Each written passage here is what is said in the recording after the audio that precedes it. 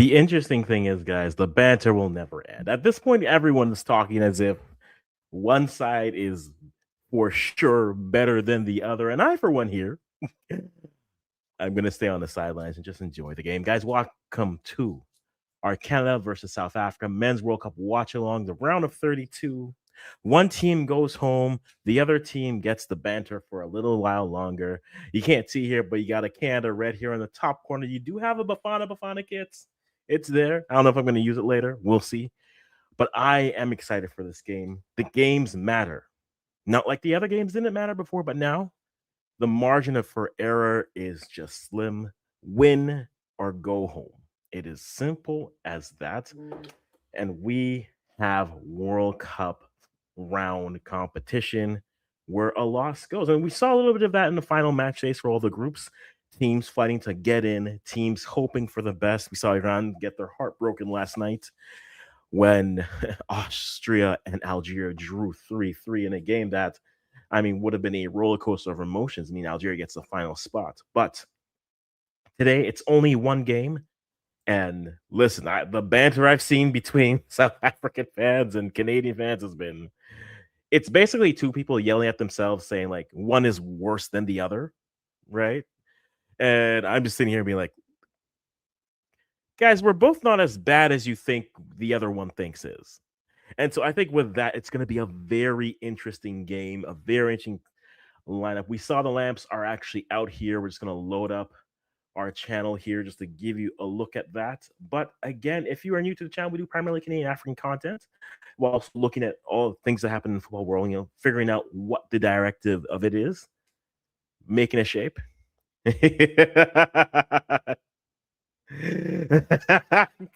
Of all the times, let me tell you, it would have been so confusing. Believe me. Could you imagine right now if my name was so for those who aren't aware, my name was Afrikaans, but it was for African and Canadians, but it was spelled with 3 A's with a C. And so as Babu would say, and it's fair, if I had that name right now, there'd be South Africans coming from here being like, what do you mean? Who is this man? I was like, that's why the C is there. That's why the C is there. What do you mean? But Mike, it's going to be a very fun matchup because I think both teams have played teams, both sides have played sides which are very similar to themselves. And it makes a very an intriguing setup for that aspect. So, guys, if you haven't already, touch up that like button. We're going to be here before the game, through the game, after the game, and we'll be talking, and it will be fun. I'm sure people will swing by to be in. So, if you want to throw banter at anyone, hey, keep it respectful, keep it fun. And what we're gonna have a great time in this matchup. As we said, we did mention the lineups, and I'm just gonna throw that up for you here because as you can see, we do have lineups which are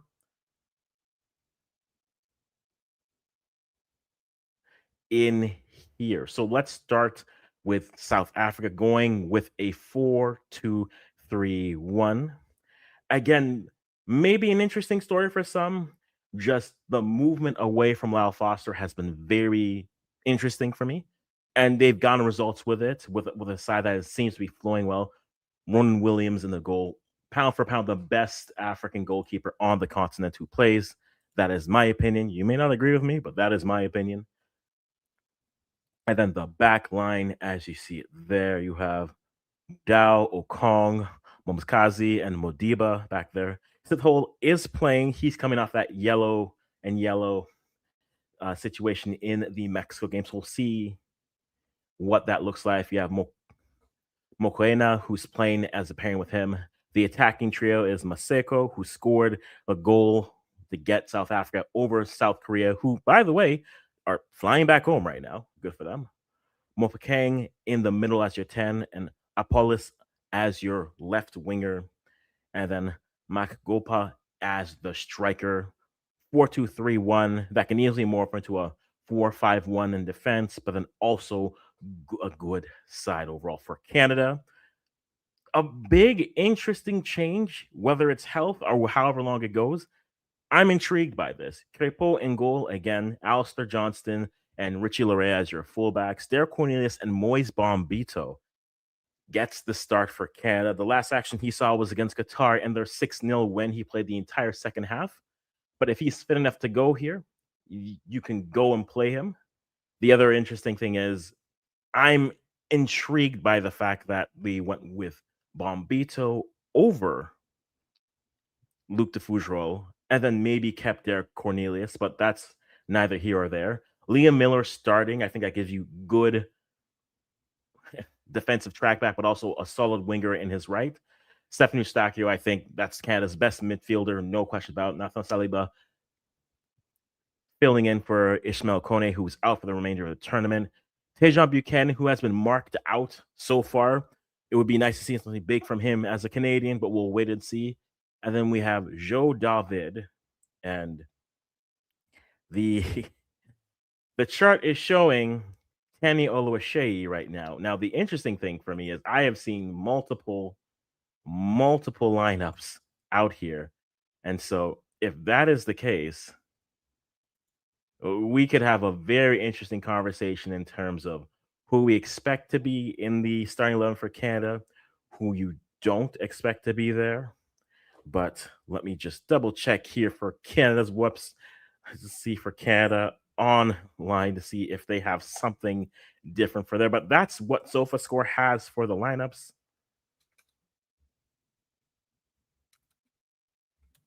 That is what SofaScore has for the lineups, and that gets very interesting indeed. Let's go. Canada at the bar already and ready to drink for an entire nation. Hey, you have a drink for me there, Quilmes. Have a drink for me. And I don't, to that point, I don't think Luke DeForgeros has had any bad games this far. I don't think so either. But again, this is also a center back who has played for the most part every game. And this might be, listen, of all the times to experiment for Canada, this might be interesting. Because at least at the very, I look at it this way. At the very least, if Bombito goes a half, which is what I'm expecting, you have Luke de Fougereau to come in and spell him. And then that should give you a little bit of breathing room. If he can't go a half, Luke de Fougereau can come in early and deal with it. I think is a better situation in terms of his match fitness versus say the other way around, and then you're bringing on a Moise Bombito and we're not quite sure if he's healthy. That being said, we don't know what the full health is because we have spent this entire tournament wondering about the health of Bombito, about Davies for Canada. Alfie Jones is still working back, not fully fit on the Canadian side. So I think that makes that very interesting in terms of what we could expect from them. But if Bombito is, again, projected as starting here, it does make this look a little bit interesting as if Bombito will go until he can't, and you still have the sure hands of a player like Luke de Fougereau to come in and be there for them. So I don't hate the idea. It's a chance, but hey, in a big game, you want to play as many of your big players as possible until they can't. And at least at this point, we've seen the depth perform at this World Cup. So it might be a change. It might be a chance in terms of moving the lineup here, but I can understand logic. I can reason with it at least. And for me, I think that's where I am fine right now. I am fine right now. That being said, we wait for the official confirmation of the lineups. And yes, that lineup is confirmed. So you have Tanny and Max Crepeau. Tanny is confirmed as the starting player. And fun fact, the I don't want to say the broken toys. That seems so rude. It's such a rude thing to say, but they have both two players who were on the team, but then couldn't make it due to injury for Canada, who are with them for some good moral boost. Marcelo Flores tore his ACL right before coming in for camp at the CONCACAF Cup Championships. So CONCACAF's Champions League Finals, tore his ACL. And then you have Ishmael Kone, who broke his leg against Qatar. His tournament is over. Those players are there with them. That is great to see for the Canadians. But The banter. Can we talk about this banter? I find, and full disclosure, because I've been all over the place, I was going to do a preview for this matchup, but just wasn't able to put it together. I I think once you reach this level, you throw out what the rankings are. You throw out what the rankings are. According to FIFA rankings, I think Canada's 31, 32, South Africa are 54. That doesn't matter to me, right? If you want to look at common opponents, you could say, okay, well, South Africa fell to Panama, then drew Panama. Panama is the side that Canada beats, but I'm not as black and white in that situation because even in friendlies, but even in competitive games, look at how Panama plays. South Africa stylistically, there's a lot that I like about them. Um, they are a side that when they are moving. So again, I get to put on the old Africans hat because again, I cover a lot of African and North American CONCACAF content. South Africa is a side to me that can play with anyone, but may not always have, say, the talent to always shine through. I've mentioned it the last couple of days with Nelson, and this was in the preview that never got published and posted. But if you're looking to understand how good the South African team can be, the reference point is 2024's AFCON run, where they, in their run, they beat Morocco. And again, I'm going to say this again. This is 2024, not the 2026 AFCON, because that trophy is still in limbo in courts and appeals. So we're not going to talk about that. We're going to talk about the one that we actually know is finished. But South Africa in 2024, their run was remarkable. It was such a good run from them. So let me actually pull it up for you so you understand the level and the quality of the side.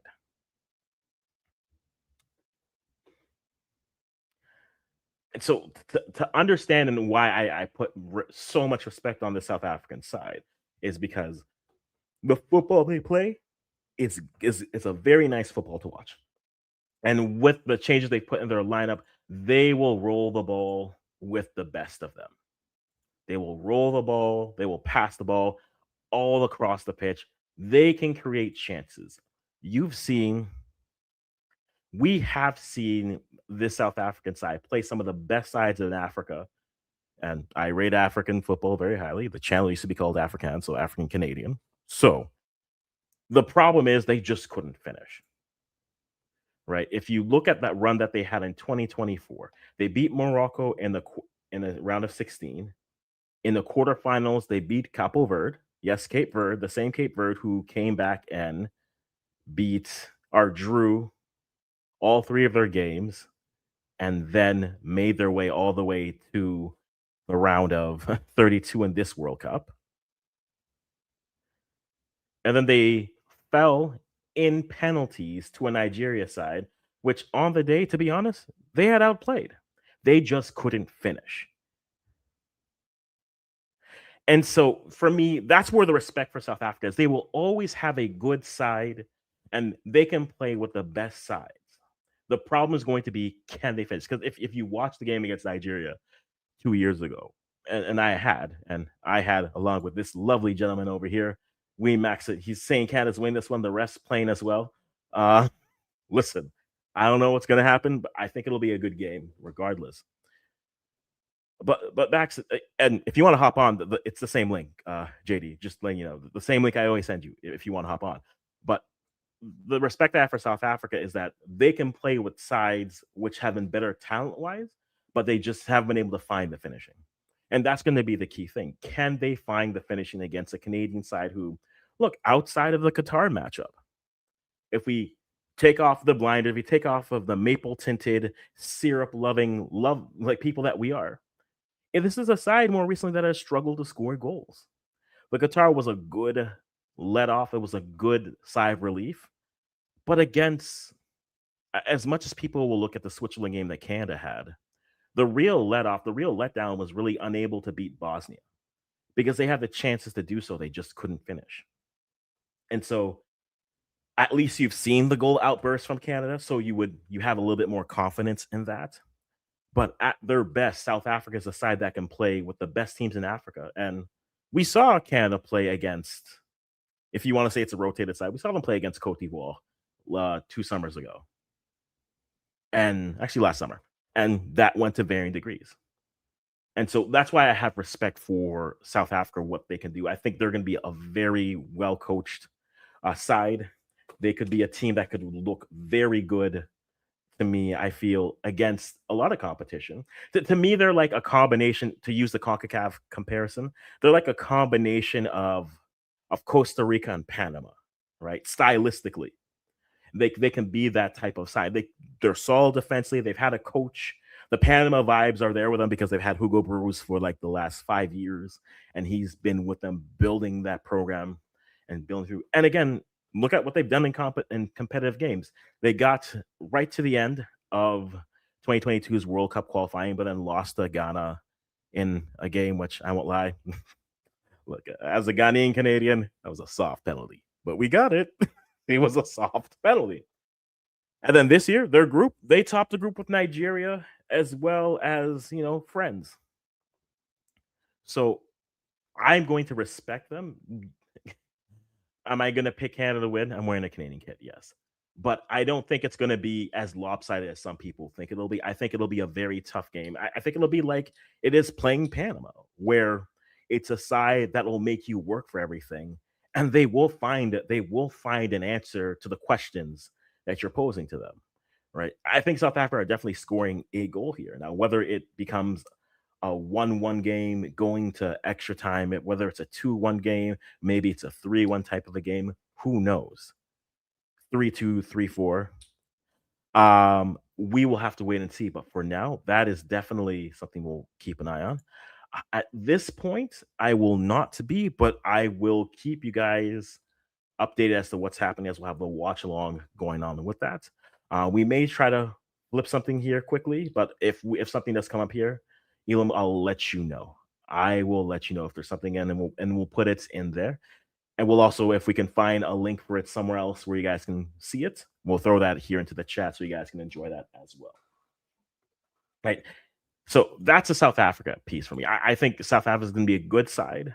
And that being said, when it comes to Canada, the question is going to be the thing that we've seen consistently from Canada in their group is that they created chances, but they didn't always finish them. Right. And that's where it's going to be very interesting to see, is today the day they find their finishing shoes? Because I feel as if whichever team can find their finishing shoes, as simple as simple of a breakdown as that is, hey, whoever can finish more and finish the better wins. Yes, I know. Worth earth shattering analysis, right? I'll hang up and listen. But I think within these two sides, that's been the thing that's plagued them. Just consistent finishing. They can both look great at times. And Toronto, Canada will play with their press. They will play to create chaos. They'll push the ball into spaces and they'll try to score and just keep that pressure on. And then we've also seen South Africa have the ball, move it around, whether in transition or be solid defensively in their buildup. They can do that. Whoever I say, I think, can get that finishing in this game definitely is going to help them get through, no doubt. But we got Ashley from Durban saying, I think South Africa is winning this one. Maybe. I don't think, and again, that's why I said in this type of a matchup, it's actually really interesting to see how they mirror. I wouldn't surprise. Would it surprise me if they won? No, it wouldn't surprise me. South Africa won. It wouldn't surprise me. I'm picking Canada to win, but it would not surprise me if South Africa were able to win. But like, I think if South Africa wins, it's a lower scoring type of a game. I don't know if it turns into a route, something has gone wrong for one of these two sides. I don't think it's going to be I don't think it's going to be a blowout type game, but I could see South Africa winning in a closer type game because then you have a situation where Canada just can't find the goal frame and you have a goalie, right? I'll make the CONCACAF comparison full. I think South Africa is like Costa Rica and Panama, but with Andre Blake in goal, right? I think they have a better goalkeeper. And they have a solid unit that has been together for years. And so for me, that's where I think we'll get very interesting to see how it kind of breaks down there. Prince Hood in the building. Good to have you. You're saying Canada wins 3-1 or 2-0. That could be possible. Like, yeah, and yeah, I feel like if South Africa wins, it'll be like a 2-1 type of a game. Like, I can see the score going either way because again, finishing. Finishing is going to be the key thing. Being able to finish in this type of game, I think, is going to do a lot in terms of the wonders for where we are. But though we are about 20 minutes away from kickoff, just to remind you of everything else that is happening here, this is the first game of the round of 32 today. And, today is just the one game. All eyes are on Inglewood for this matchup. But after this, we have just triple headers of games every day for the rest of the week. And just game after game after game after game that are going through. And I think that's what will make it very interesting, very good. And we're back to the multiple games a day football edition that we had during the group stages. But just today we have all eyes. Everyone gets to watch that matchup as they go through. But to remind you of what else is coming up after today, right? After today, we have tomorrow, the three games are Brazil, Japan, Germany, Paraguay, and the Netherlands, Morocco. Again, the winner of Canada, South Africa plays the winner of Netherlands, Morocco. And then on Tuesday, you have Cote d'Ivoire, Norway. That's a fun matchup just based off of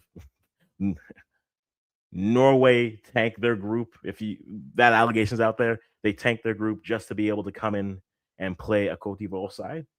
And Cote d'Ivoire have been a good side in defend and transition. So it'll be interesting to see how that breaks down in terms of the game, but that'll be a fun game to watch.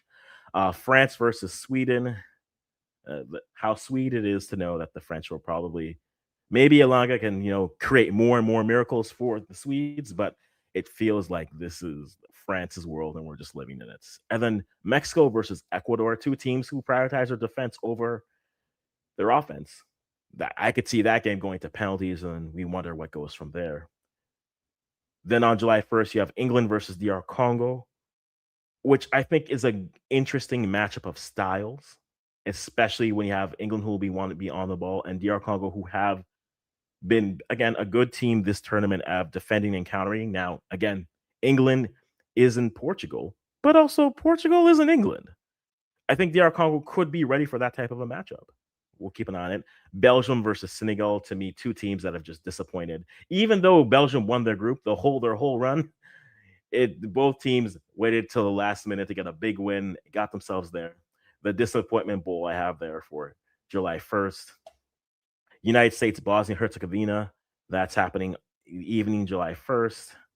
And then Spain, Austria on the 2nd, Portugal, Croatia on the 2nd, and Switzerland, Algeria on the 2nd. Again, Algeria make it in by not losing their final game, which means Iran is the final team out, and Algeria are the last team in to the tournament as they are. Then you have Australia, Egypt on the 3rd, Argentina, Cape Verde, and then Colombia, Ghana on the 3rd.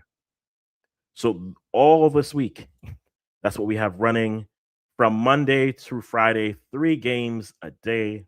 And then the round of 16 runs from Saturday till Tuesday. And then there's a day break. And then Thursday, we get to the quarterfinals. And then Thursday, we get to the quarterfinals. And then the week after that, we get to the semis. And then we get to the finals from there. So the schedule runs because there's so many games. The schedule does run, but we're going to enjoy it as well as we run through. Bombito game, first game will be interesting to see. I agree. Hey, you want to have your best players on the squad, and if he's healthy enough to go, we will certainly enjoy and keep an eye on this. And as we said, people will be stopping by. We have the Maximus, the iMax it, we max it. He's always maxing it. Keeping cool, sir, I assume. Keeping cool this evening for you. But welcome back, JD. How are you doing today? I'm okay. Just relaxing. Thanks for having me. I'm just passing through for a little bit. Today is my birthday, so I'm Eh, relaxing, watching some good football and stuff. Hopefully, it's some good football, and I can't complain. The games have been very, very good. I've seen very good teams got eliminated, terrible decision making. Referee believes that it's in the NFL. Um, Quality footballers. Haaland, I am done with him. And Norway, I want him to get kicked out of the competition because they are unprofessional. You understand mhm, me? That's disrespectful, you know. So I've seen a lot of things, but we have to stick on this one. I think in mhm. the future we will cover Yeah. the all of those activities, you know. Yes, Mhm. because we have seen some things, but I like this World Cup. This World Cup have been pretty much amazing. Love that the others that showed up, Mhm. showcase that they are actually good and they want this. Messi, Mbappe, they show that they want this, and nobody, no coach will tell them that they're not going to play. They're going to be playing. You know, obviously Messi did play one half of the game, but one half is better than none, and he added to his tally. So beautiful. But I've looked at the roster, and I've said that I think that Canada will take this one. Love everything that we give to South Africa because I've been covering South Africa a long time, and I do believe that South Africa is the best system aside from Morocco in Africa. I've said that a long time. People said I was on drugs, but it's just their system carrying them. They don't have the Mhm. quality of Nigeria, Yeah. Senegal, Morocco, but they have better footballing setups, and they're like the Panama of Africa. That's what I've Mhm. always said. The Panama of Africa, that they just milk everything out of their system. So I want to say that I still believe that even though I would say Canada need 3 or 4 pieces, I still believe that Canada. A lot of people might not rate Jesse Marsh because Jesse Marsh want to play a style of football that is so dominant. You understand me? And maybe Canada doesn't have all the pieces for it. But if he gets it right on a day, Africans, Mhm. any team like this, the same category team, like Canada maybe slightly more talented than South Africa, they can win the game 3-4-0. Mhm. If Canada gets it right, they can. So it's just sad that like what I was explaining to you about Jesse Marsh, what you saw at Leeds, you saw him playing Arsenal and he's dominating the game. But he's just always short of a few more pieces. I would love for Mhm. that coach to coach a AC Milan or a team that we know of quality, and it just needs a coach with a system to push them further. So don't give up on Canada. Don't give up on Canada. I think that they can beat South Africa today, because they have some quality up there. I like what I saw, especially when Switzerland actually pushed on. You saw that they still fought. I like that Mhm. extra effort there. You know, I like Mhm. that. I like that. So I'm not giving up on them. I think they are going to take it. And honestly, I want teams that have more pieces to go to the next round. You understand me? Yes. Mhm. No, I think, and that's a fair point. Like the comparisons we've had for both sides. I've during the week, I've been talking to a lot of my friends who cover African football, and me, and just because I was trying to create just the analogy for if I'm not from this region, who do they remind me you of from their region, right? Yeah, And then Panama. the vice versa. And Pat, I got a lot of Panamas, I got a lot of Costa Ricas, and like those in terms of just the Yeah, but system. yeah, you could put Yeah, Costa Rica in it as well. Yeah, yeah. yeah, yeah. And like I use the CONCACAF example. Today, they're like Panama, but like with Andre Blake as your goalkeeper. I think they have a better goalkeeper, but then they have this system that Panama does play, that where it's they've been together. And if you, I was saying, like if you look at both teams, Canada and South Africa, they've had identical type of runs in continental tournaments, right? They make 2024. South Africa makes the semifinals of AFCON. 2024, Canada makes the semifinals of Copa America, right? Both were just like, oh, what a run they won out, but they made the semifinals. Good for them. The next tournament, Gold Cup, Canada falls out in the round of 16. Same thing with South Africa. They fall to Cameroon in the round of 16. They're very much parallels in terms of where they are and how they've played. I think right now you have a South Africa side who's playing. I think they've found something in terms of the rotation that they've had. They've gone away from Lyle Foster. Ronan Williams is always back there if they need him. Again, it's not in the same way that I make the Andre Blake comparison. It's not Andre Blake from 4 years ago or even 6 years ago, but it's still a good enough goalkeeper that he can be there in moments if you need him for 1 or 2 moments there. And for a Canada side, it's a side that, look, when they're buzzing, like you said, they are buzzing. But if you eliminate the Qatar game and you look at their games leading up, it's still a side that looks good for stretches, buzzes around, but have struggled to put the ball in the back of the net. And so I'm still favoring Canada in this matchup. Don't get me wrong. I still think they can win it. But I don't think, just because I've seen a lot of banter between both the fan bases, I don't think either side is as bad as the other one is saying the other one is, right? I don't think South Africa is these scrubs, and nor do I think Canada just started playing football yesterday, right? I don't think that's accurate on the other side. That has to be those talks sounds extreme, like it's Twitter. Like it's Twitter talk, you know? Twitter talk is always that extreme, you know? 1,000% Twitter talk. 1,000%. Yeah. You would have thought that Canadians just discovered a round ball. And like, it's not snow? Oh, we can kick it. We got to... What they're not factoring, Africans, what they're not factoring, look, Africa improved solely based off the additional pieces that they're picking up from out in Europe. So you can't beat Canada and say that Canada just know football. No, every region is improving because they have the access to get their grandparents' rule of getting additional players. Africa never improved because Africa just have the bunch of top ballers. No, they either got to go to Europe to improve with training or they came from Europe. So this Twitter unnecessary fight, I saw it the other day, you know, but once I saw the Ghanaian Obeah, the Ghanaian Jamaican Obeah, I just left it alone. I said, you know what, let me leave the internet alone. and the other kid that Hurricane said that, what Hurricane said, he couldn't felt his foot, something like that. So I just gave up, you know what I'm saying? This man got famous. He got famous, so I don't know what to tell you. It's fun. Listen, every World Cup has its stories, and apparently Phobia Man from Ghana is it for some stretches. But I mean, like you said, if we actually look at this World Cup, there have been so many great stories in terms of football. There are so many great moments. And look, I will celebrate Africa at another point. It's just unfortunately today they are my opponents.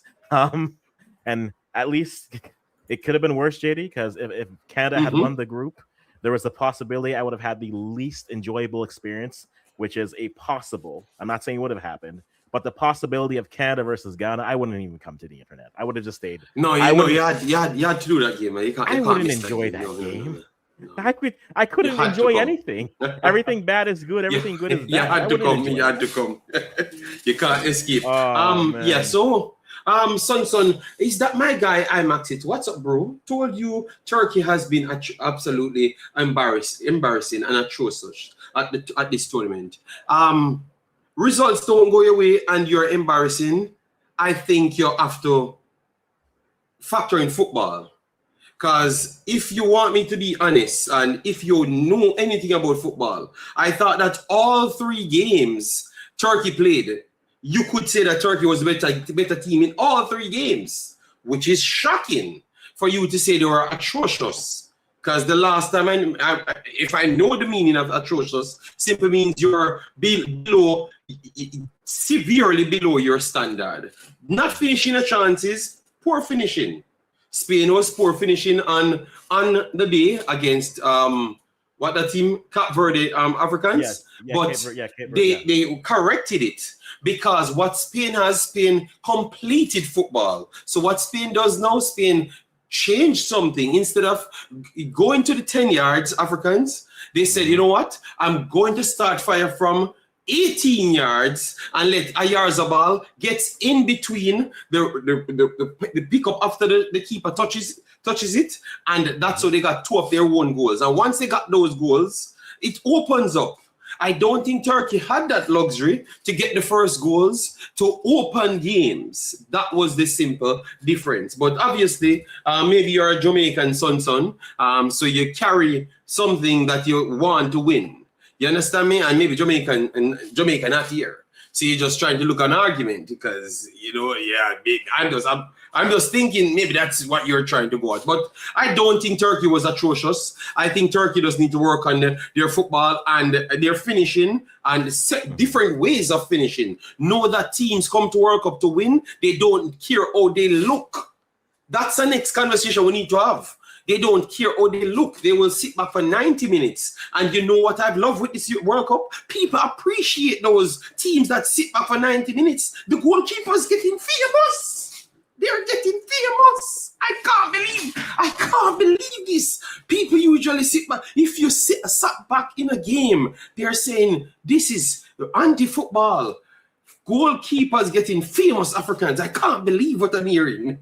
So you're sitting back, your goalkeeper had the greatest game of his life, and he got famous. Tell me that I'm lying. Tell me that I'm lying. So son, relax yourself, put context to things and relax, you know? Yes. hey, listen. As someone who has enjoyed the rise of Cape Verde, I took that in, and as someone as part of the Goalkeepers Alliance, I am there for it. I am always there for a goalkeeper getting famous, right?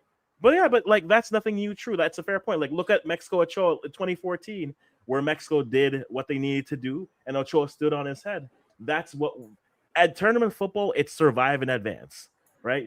You're not always gonna get it done pretty. Sometimes you just look. In order to get to this next round, we're simply going to do what we need to do, and in this game, that might mean Ghana versus England.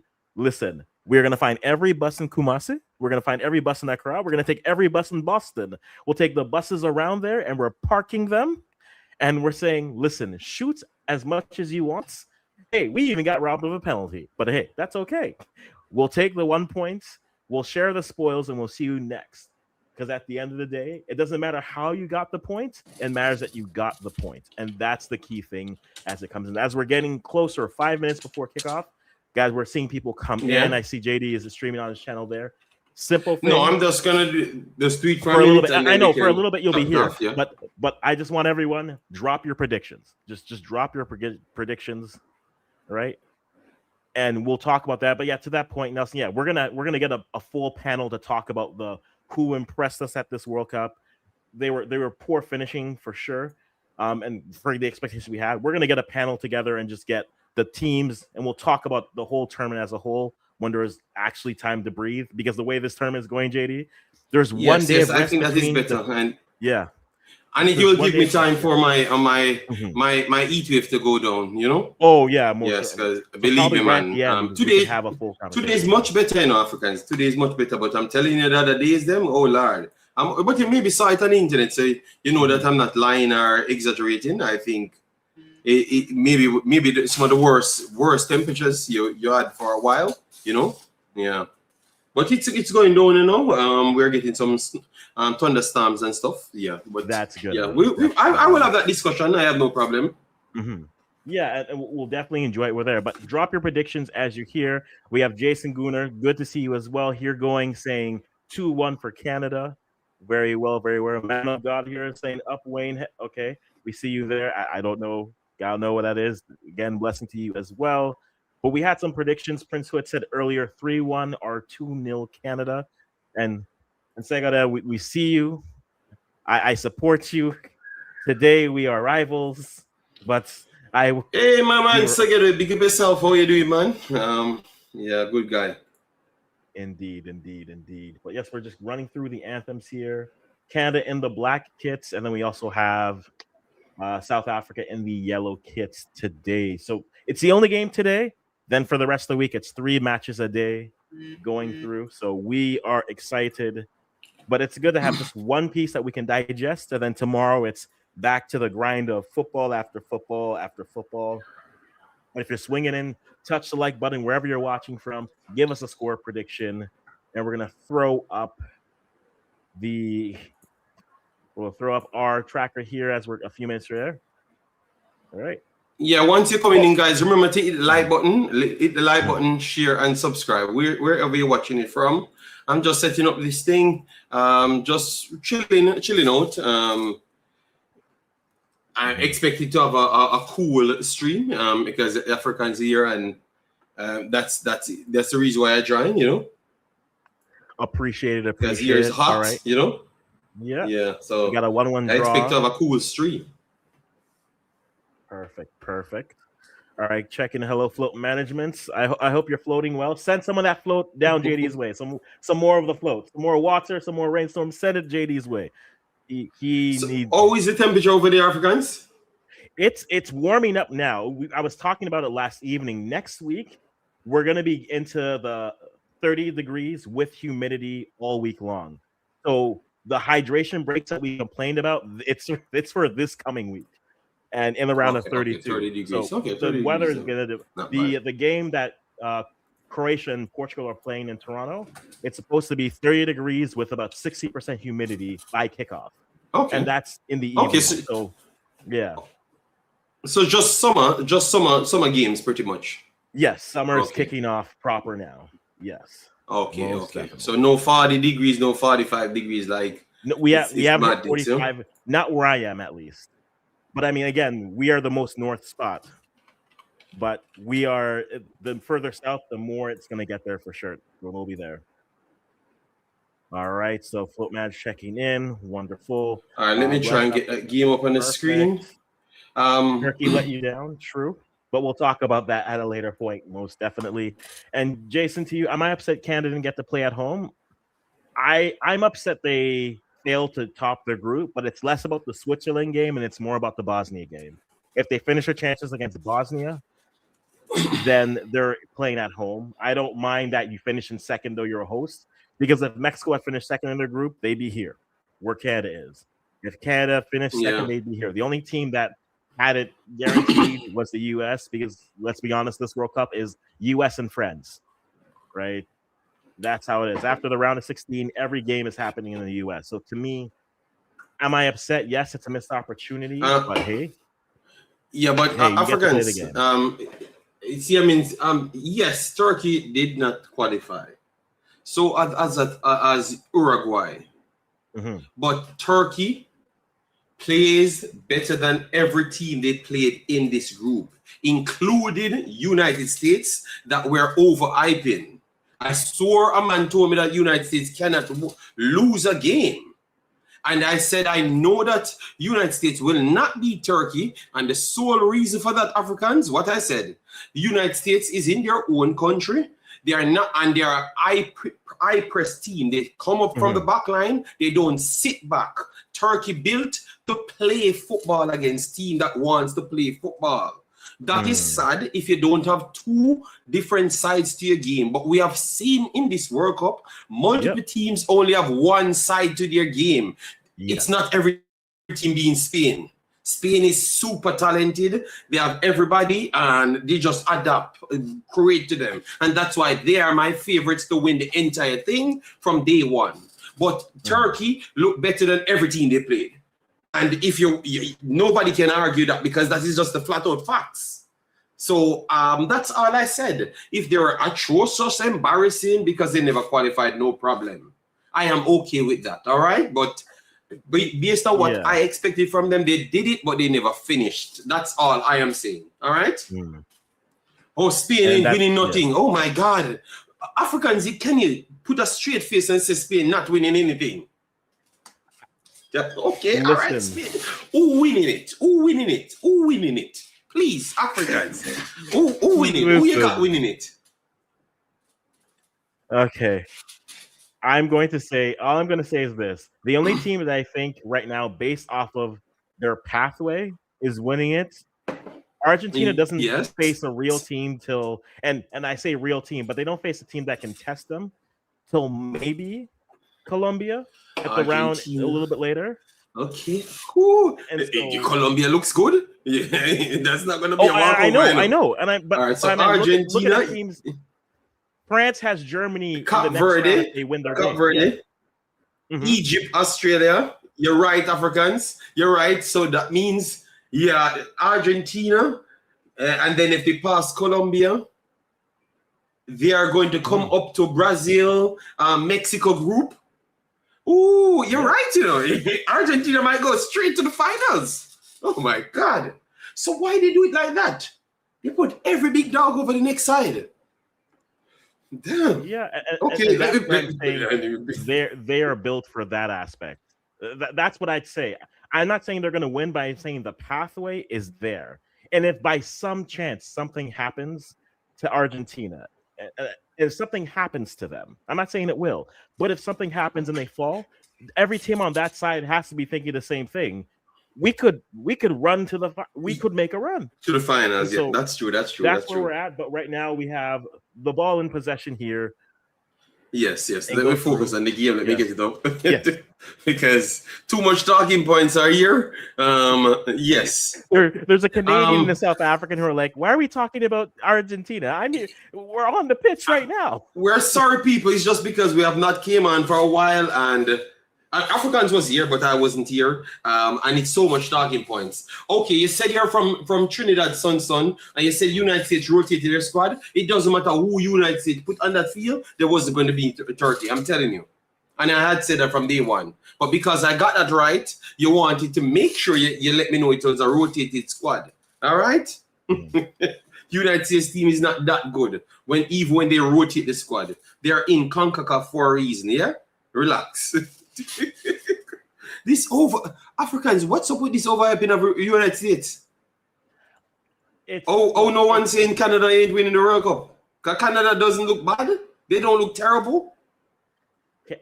The U.S. have United States don't look superior to Canada. I'm very sorry, Africans. They finished their chances better than Canada has. That's what I'll give them on. Right? Canada have left a lot of goals on the pitch, and so for how they're playing, I can understand why people might. For the first 35 minutes, Africans. For the first 35 minutes, they finished their chances. Listen. Outside of Qatar, I'm waiting for first 35-minute chances to be finished for Canada. I'm waiting for it, but as nothing. All right, you're gonna get something today. We'll definitely get something. We hope. All right, so Bombito looks good. Okay, so it looks like South Africa dropping a little bit deep. Yep. All right, so we have wonderful. That's my boy, you know. I remember when I told people that this man is going to be valid over Leon Daly, you know, Buchanan, you know, and I live to see the day that Buchanan is both of them on the same market value. Africans, they said I was mad. You see, you saw life funny, but nobody give my credit. You know? I said that how much years ago, Africans? 5 years ago. Yeah, about 5. Yeah. United States looks superior to Canada in this World Cup so far. Boy, Jason, I am very sorry, blood. I don't believe that in the blood, you know. They're running up and down, but we are attracted to run up and down a little bit more, you know. They're running up and down, but as soon as you move that ball 2 times, yeah.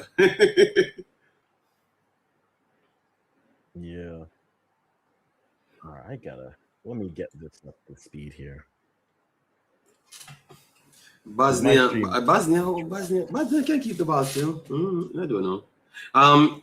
South Africa playing their normal uniform ball, trying to get into the game.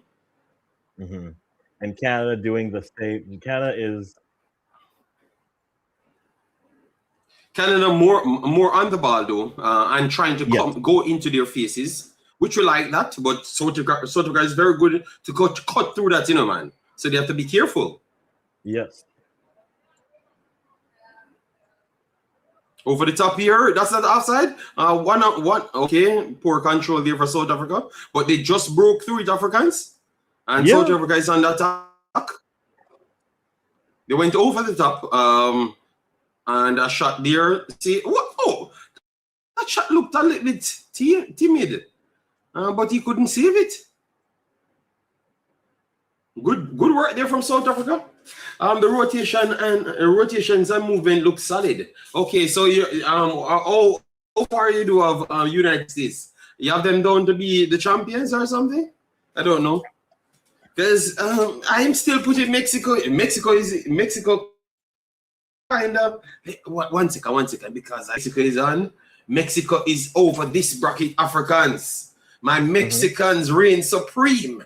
So we have Brazil, Japan, right? Then we have Ivory Coast, Norway, right? And then we have Mexico, Ecuador. And then we have England, Congo. Oh, Lord. Mexico can cause some problems, Africans. Mexico can cause some problems. They can, but I think for me, like Mexico is interesting, but at the same time, that Ecuador matchup is gonna be a thing because it's two teams that will prioritize defense and they'll push themselves there. But so far, Africans, you know, why we always you're so easy we can hype up United States and so easy we can just talk against the Mexicans. No. This is my point. Look at who Mexico. There's a world where in the same way, like again, I think there's a world where all three CONCACAF teams lose in the first round. There's a world where that happens. Yes, that should be the world, but Mexico and Canada will have a bit. All three of them have a good shot. Obviously, Ecuador is the hardest out of all three games. Yes. For the opponent, right? So if Mexico comes through that, Africans, are you going to change your tune a little? That they are the best team? If Mexico get through, if they make the quarterfinals, yes, because they would have gone through. If they win and then the group and they would have gone to South Korea. England. They have England after Ecuador if they beat if they beat Ecuador. No, you have Congo on England, Africans. Don't count on Congo because England doesn't look that superior. Here's the thing with that matchup, which is interesting. Like, if Congo beats England, hypothetically, you're going to see a lot of teams who would rather not have the ball and would rather be defensive and play in the counter. But we're seeing that, Africans. We're seeing it. We're seeing it. But that's what I like. That's what we were saying about the Uzbekistan DR Congo game. Like before, I remember me Nelson brought it up. It was just the point of it's two teams that would rather defend Canada. Oh, nice. Just lob it over the top. Good break there. Who is that, Lauren? Sure. Lauren. No, Tanny. Laren isn't starting. Tanny will come up. I think Tanny's starting and Laren will come off the bench. I think that actually suits Laren better. We didn't get to that conversation. Not Lauren. Your football I'm talking, man. The one that's always overlapping. Oh, Lorea. Yeah, Richie. Yeah. Lorea. He should have lobbed that. If he lobs that over the top, it's a goal because it would have gone away from the goalkeeper. Yeah, but that's what he tried. But you can see that he's just a natural fullback then. Alphonso David might have done better. Yes, that I agree. Okay, the game looks solid, people. So don't count out the Canadians. Canada look like they could take this as well. But we just saw that South Africa went over the top when Canada tried to press them, and they got through very easily. So you have to look at that transition break over the top. But based on positioning and creating through the spaces, Canada started a little bit better than South Africa. But as what African says, sitting back, bless yourself. Yeah, man, bless yourself, everybody coming through. Yes. Make sure to subscribe to Africans because Africans is here most of the days and working harder than me. But I have a big excuse, blood. It's 40 degrees and 50 degrees over here, blood. People dying. And I won't want to die on a stream, blood. All right, yes. A break here coming for Canada. Oh, good interception here for South Africa and gave it straight back to Canada.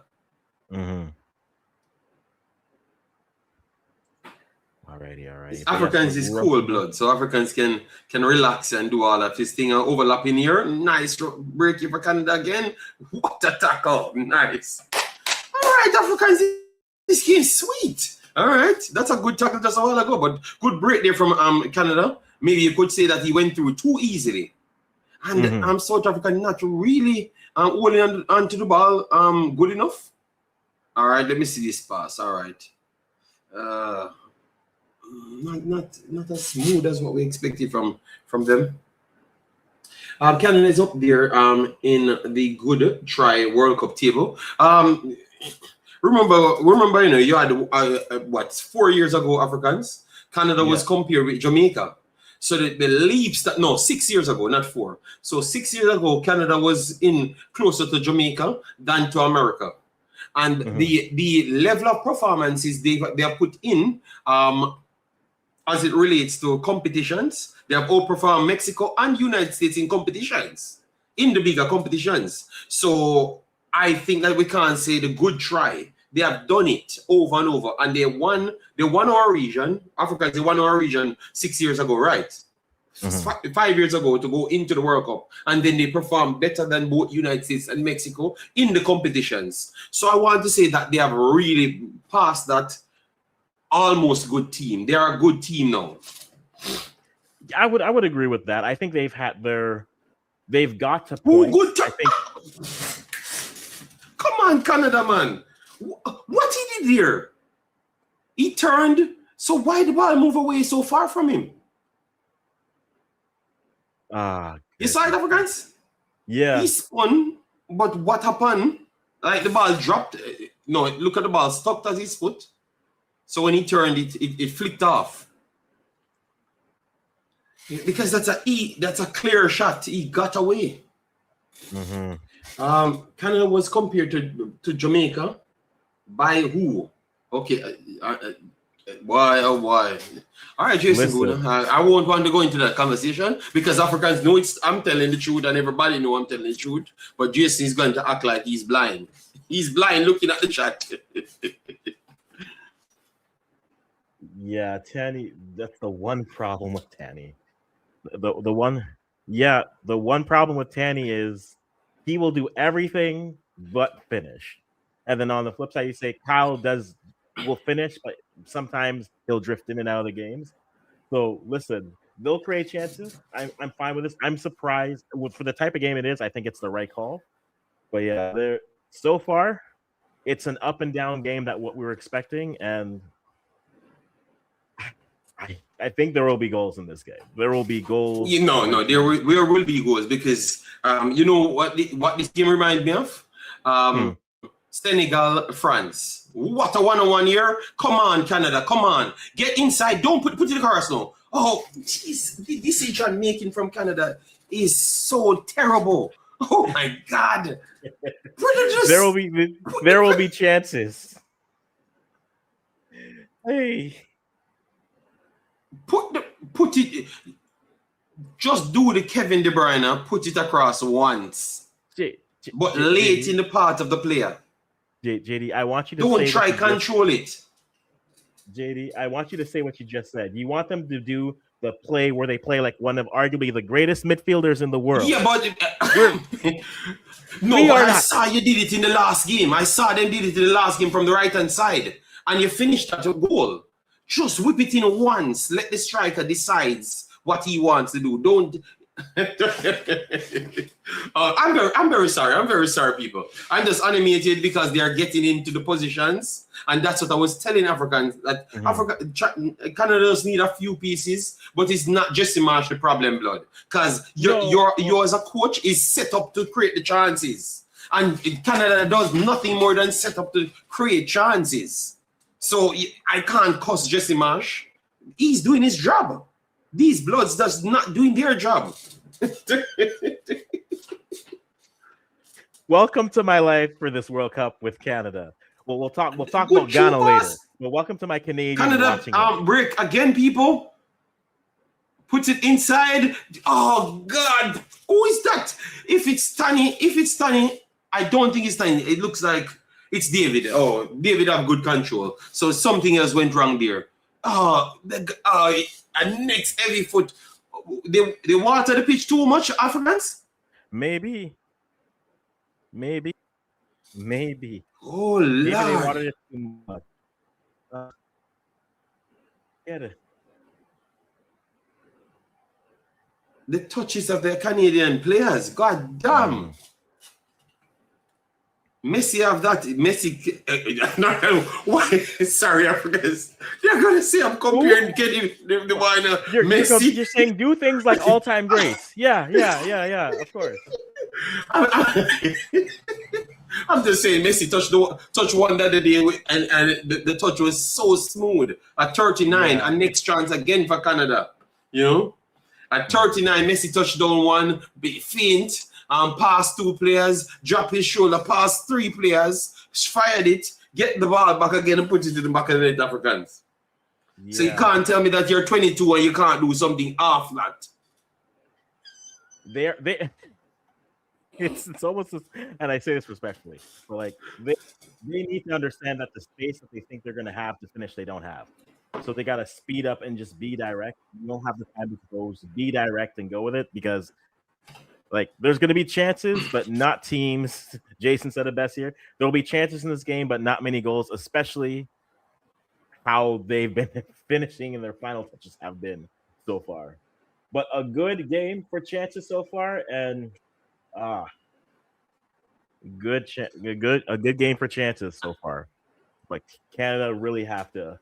I think Canada got all of the chances. Africans, I will say, South Africa almost half chances. The one over the top and the one on top of the 18 just a while ago. But Canada got big chances that they never took the shot, so it could register that big chance. Tani, poor control. David, poor control.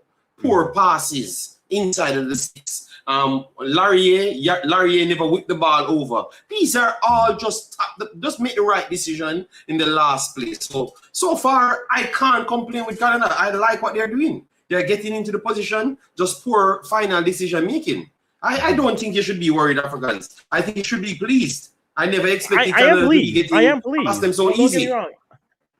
I am pleased, and chorus. I don't watch the game. I don't enjoy it because everything bad is good. Everything good is bad. Come on, good recovery, South Africa. But Canada getting through them very easy, Africans. But as you said, they might not finish, and South Africa might need only one chance.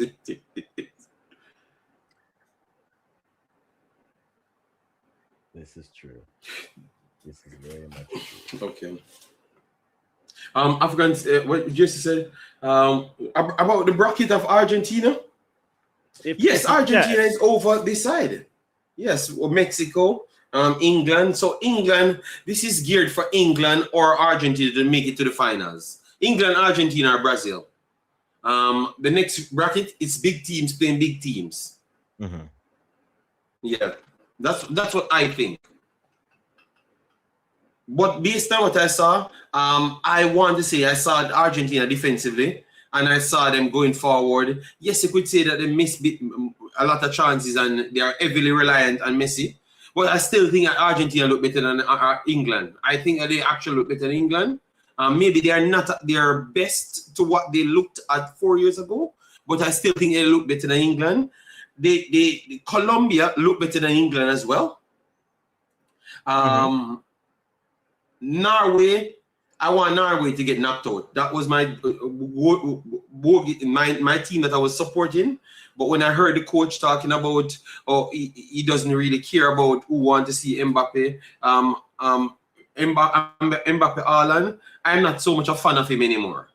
You understand me? You know why? Because he could have won the game. You have no balls. Sorry, my language, Africans. Yes, he has none. Because you can win the game, Africans, and you decide that you're not going to win the game. Yeah. And you said, and effectively there. So yeah, I feel like you had it's not as if the group was out of reach, right? And no, you are both on 6 points going into the game, and you decide, he doesn't. The reporter asked him some good questions, brother. Billions of people waiting to see these two guys. You might not reach the finals to meet each other again. So why you don't play the guy? Everybody playing some parts. This is a table topper. So you're just conceding the table topper to France and the president, Mbappe? Apparently. But still 0-0 in the game, guys. Canada have been creating more chances, but nothing to show for it yet. Nothing to show for it. Africans are going to cry if South Africa scoring. Listen. As someone said, I'm very happy that I changed my name before this, because people would have thought this was a pro South Africa channel for some reason. But to this question, I'm wondering what you think about this. How have you thought of the officiating in this tournament so far, as we are still running through here? At first, I liked it because, as you said, they were making people play physical and get they want to make it the best World Cup so bad. They want to please the fans, right? So I liked it. But at the tail end, when it's decision-making time, I think they have favored the bigger teams. I've seen England under the balls so much. Cards go into England's favor. Yesterday, 2 games in a row, 3 games, because the Croatia game, when they retook the penalty and the penalty itself, you could say it was soft, and the ones them that they got the red card and against Ghana when it should have been a red card and should have been a penalty. You understand me? And they don't give both. And yesterday again, it was a handball, and they don't even go to look at it. That's a sad thing, Africans. They are not even looking at the actual cause. So I want to say that yes, the physicality that they allowed make it nice, but I do believe that big teams should go under the same microscope as the smaller teams. You're quick to red card a player from a smaller team, but because you don't want to do it for the bigger teams, you make sure not to go to the monitor, none at all. And I don't like that. That's the only thing I saw. But if you look at the movements and the physicality that they allowed, I want to say that it's nice. I agreed. I just saw Cornelius with a free header and doesn't get a head on it. Africans I give up on Canada. I give up on Canada. I give up on Canada at this point. Canada, be honest, better decision making. Canada had four clean chances to go through and score. So you could say that Canada should be 2-0 up at least in this game by better decision making. And it's just 23 minutes in the game. And I am telling the people, don't sleep on South Africa, because South Africa grows into games. Yep. So hydration break is where we're at. And again, yes, Canada have left so much food on this plate in this game. They have created in transition. They've created offset pieces. They've created from long balls. They've created from open play. They've created nothing. Yes. No goals. Bless up Jura, so you do my massive respect. Cartizo, Triple E, Chorus. Yeah, man, today is my strong Umzo. But I saw African stream and I said, let me pass through and burn on the building, because I've been burning up in the house. So I need to come and burn on the building, a little bit, but yeah. They've left a lot for I think they've looked good, but again, if the more we're not able to look dangerous, I haven't reached a point where I'm just saying make the goalie make a save at this point. But give me another 10 minutes and I'll be like, you know what, goalie, make a save, please. Make a save, please. Yeah. I'm forcing them to make a save because the set piece was off. The shots that they could have put on that were well defended, though big chances, but then nothing in terms of just good scoring opportunities. I think right now I would like to see them play better, but I'll take this creation hoping that they open the door later. But I want Nelson to understand about the statistics, the stats on sofa scoring. They only class it as a big chance because the player took the shot. Don't take the shot. Or when they took the shot, the big chance count. But if you have a free entry like what Tommy had, he beats the first player with the control, and he just needs to keep the control and go and shoot the ball. 2 steps away, the next defender is. Africans, would that not be calculated as a big chance, like as a footballer? So when we are having a viewer, we have to tell the viewer that, yes, that is a big chance, but he failed to control the ball. That's why it's not registered as a big chance. You can't, that's the difference between a stats and you watching the game, because you have to put those in. You understand me? And that's the same thing I was saying in the Mbappe game. And it followed through right through the tournament. Because Senegal gave away the same entries because people get in them. It's down to you controlling and go into the motion. So that's the difference. So Canada had 4 clear openings to go in and eat their food. That's what we're saying. They never ate their food, so it never registered as a big chance. But they had the opportunity to do so. That's all we're saying. So maybe you're clearly not understanding what we're saying. They got their openings, man. They got it. Believe me. They got it. And Canada should be beaten for those opportunities. And they look the better team at this moment with way less possession, because I never expected it to be 65-35. I am kind of shocked on that position. I don't believe that. I think when South Africa have had the ball, they've been a lot more deliberate in terms of building up slow. When Canada gets the ball, and that's Canada stylistically.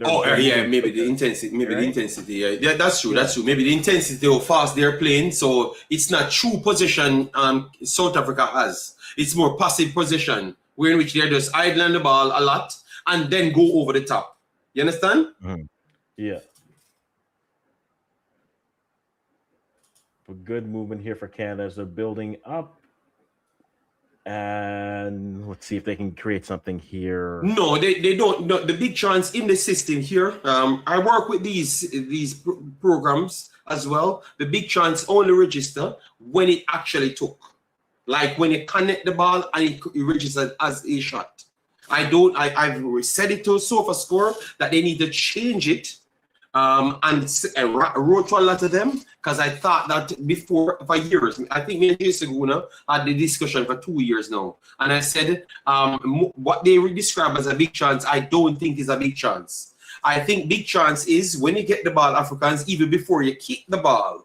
Once it's an open space and you have the advantage over the defender and the goalkeeper, and you calculate the level of the player you are as well, right? So your finishing ability. So Mbappe's big chances range can be a little bit different Africans. You understand? Than maybe an average player. But they were saying that I'm making it too complex. It's just simple. Once you kick the ball off, that's it. You get a good true pass, you're in an isolated position, and you have the advantage, and you kick the ball off, that's where a big chance registers. If you don't kick that ball, the big chance will never register. So keep that in mind, and you're going to see it in this tournament. Don't jump as if you have the answer now. Keep it in mind what I've just said. So look at an action when you get a good pass and see if they actually count the actual pass as the big chance. If the player don't kick the ball, please keep that. And I'm going to prove you what I'm saying is correct. Because I know it as a fact, not me making up something. Yeah, but back to the game here. Like I'm looking at like South Africa with possession. They are taking the air out of the game. Position. Yeah. And so their possession though may be higher. I get that, but they're taking the air out of the game to try to find opportunities to either find a gap in the press or to not. But yeah, they're not trying to play with pace here. They're just trying to play with time and patience and to try to open up some opportunities for themselves. And so that's where I think that session comes in. I think that I don't think they're progressing it. I think it's like a passive one. And as what we said earlier, they rely on the pressing from Canada to go over the top. You understand me? So when Canada comes up higher, it makes a decision for them. But for them to go and seek that, like what we saw from Canada, I think they are not doing that as yet. So let's see when they start to do it, because they do it in games, you know. But they take too long to go at people sometimes. And I think sometimes they get blown out of the water. And this could be a game that they should have been blown out of the water before they start to do it. Good true pass here, over the top. This is what I want to see from them. I'm kind of a little bit wide, but that's what I want to see. Get over Canada, the top here. Yeah. Better from South Africa there. Yeah. But look at how long that build. Now look at the opposite of the flip side. Canada immediately 5 seconds for Canada, 10 seconds. Yeah. They're just going immediately for whoever's there, and they're not waiting. And so the possession numbers I think will look skewed in it. I think the opportunities may look a little bit more lopsided. And I think if you look at the expected goals as a stat there, that kind of tells more of a bit of how the game has been flowing in terms of chances and how they've been flowing. But yeah, South Africa are deliberate right now in their build up, very slow, very working through. But then on the other side, Canada are moving. Yeah, and it is a coaching strategy, no doubt. I don't think South Africa wants to play this game at breakneck speed for the entire 90. And that's why I made a comparison that they're like the like a Panama Costa Rica type, but probably more so Panama in this case of a team of a matchup. So why Africans, why not give the region credit? Because this is the second World Cup, you know. I am getting some stats on, and it's the second World Cup CONCACAF teams seems to be outrunning a lot of teams. Because remember, United States went with the running up and down system. They just want to outrun everyone. And we have to give credit. Like CONCACAF is being known as the cardio FC region. You know, they're adding stamina to it. So they want everyone to go in a fast pace. So you're ready to give CONCACAF that credit, or you're not giving them that credit? Look, win games in this round. Because at the end of the day, like, look, no, but here's the thing. Here's the thing. I gave Canada all their credit for what they did last World Cup, and the reality is we went there, we played 3 good games, and then we went home. And that's not to take away from them, but it's show me that this can get results outside of the group. No, but Africans, but Africans, that's the problem, you know. For me, I know it's football. Remember, we're talking about bigger regions, you know. So you have to always take piece out of every World Cup to improve on. So I'm just saying that maybe Canada, United States, and Mexico have started to outrun teams. And once you start outrun teams and they start to stay on the ball better, you start to become a dominant team. So I'm saying we have to give Canada and United States and Mexico that credit of outrunning people, so people start giving them more respect. Because that's what you're saying with South Africa here. You're trying to kill the pace of the game because Canada just want to play at a breakneck speed for the whole 90 minutes. And you know it's going to be one outcome. So I'm just saying we might not win much in the CONCACAF region, but we can take a win there. Right? Second World Cup, CONCACAF region being good, you know, that's all I'm saying, Africans. You know? I understand what you're saying. I'll give you that. Not as if I'm conceding, as if like I'm like fine. I'll give it. No, to that point. I know you want to win. But progression. That's what same thing I was saying with Turkey. Turkey, they have a new team that they're trying to bring in with a good amount of young players. They have gotten control over the games there and are creating chances. So maybe the next tournament they come in, they're gonna go rival other bigger teams because they are improving in ways. We can complain about the actual delivery. You know, but. Okay. I'm satisfied with Canada and what I'm seeing with Mexico and United States. I think they have came up far away. Like what I was seeing 6 years ago, poor pass here for South Africa. Come on, Buchanan, give me something, please. Put it up. All right, it's still here. Okay, and he took the shot there. Okay. Hey, we forced the save. I'm taking my wins. We forced the save. I'm taking a win. No, he shouldn't have kicked it there. Put it to the next post. Let the keeper have to move because the keeper was already set, you know? But you know what? Give him credit. And a break here for South Africa. No. Ooh, all right. Almost. The slipping is interesting now. I wonder how wet the actual pitch is because I've seen a couple players lose their footing. Oh yeah. So maybe the controlling and all of those stuffs. You're saying might be a little bit more difficult. Yeah.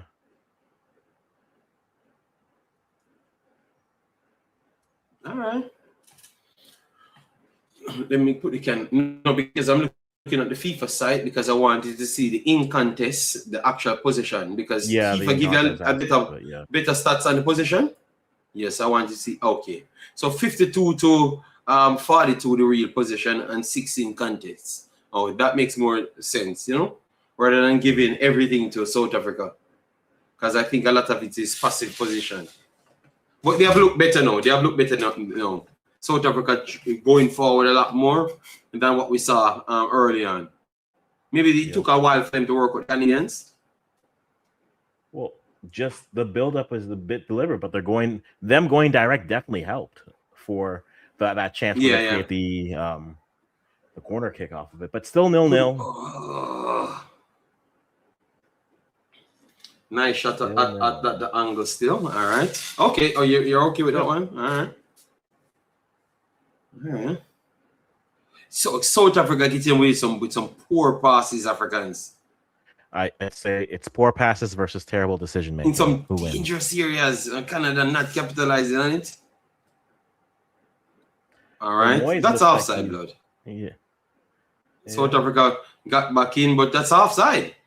Where is the flag? They're going to give a corner. Let me see if he breaks that line, because they pointed it to the going. No, corner it's spot. offside. It's offside. So they're giving the goal kick. Okay, because it was Knight on the offside, and okay, but the referee pointed to the corner.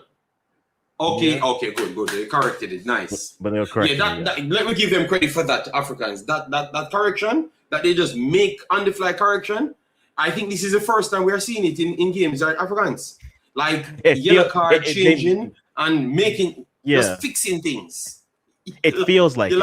It feels like it. I feel like I've not seen it. It's like water on a hot. No, this is the first we have seen it. You know, like it would have stopped. Like you had to stop and go to the screen. But no, they're just fixing things. If it's a bad yellow card, blood. Take my yellow card, take by the free kick, restart the play right here.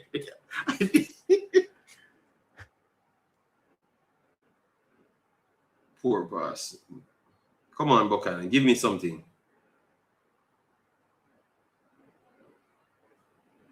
Good build up here. If Canada not careful, South Africa will be. South Africa, do their thing, man. If Canada, what a pass here, Canada. All right, let's see. Overlapping, he's gone. No, you waited too long on that ball, man. Guy broke. And he did nothing with the ball, nothing at all. Spoiled the entire ball there. Idle on the ball so long. He made the run. Over the top here, nice.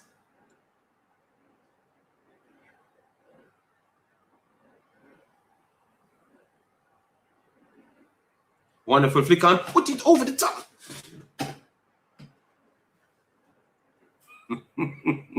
And it turns into a count of a South Africa. Oh my God. Listen, I am. But South Africa is so terrible, they gave it straight back in Canada to start their own break. And I think he's going to slow down for a free kick here. Yep. Still 0-0. Still 0-0. Yeah.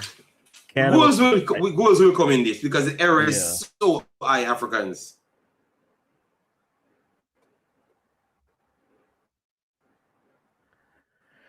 It could be this remember type of to smash the like button on these videos.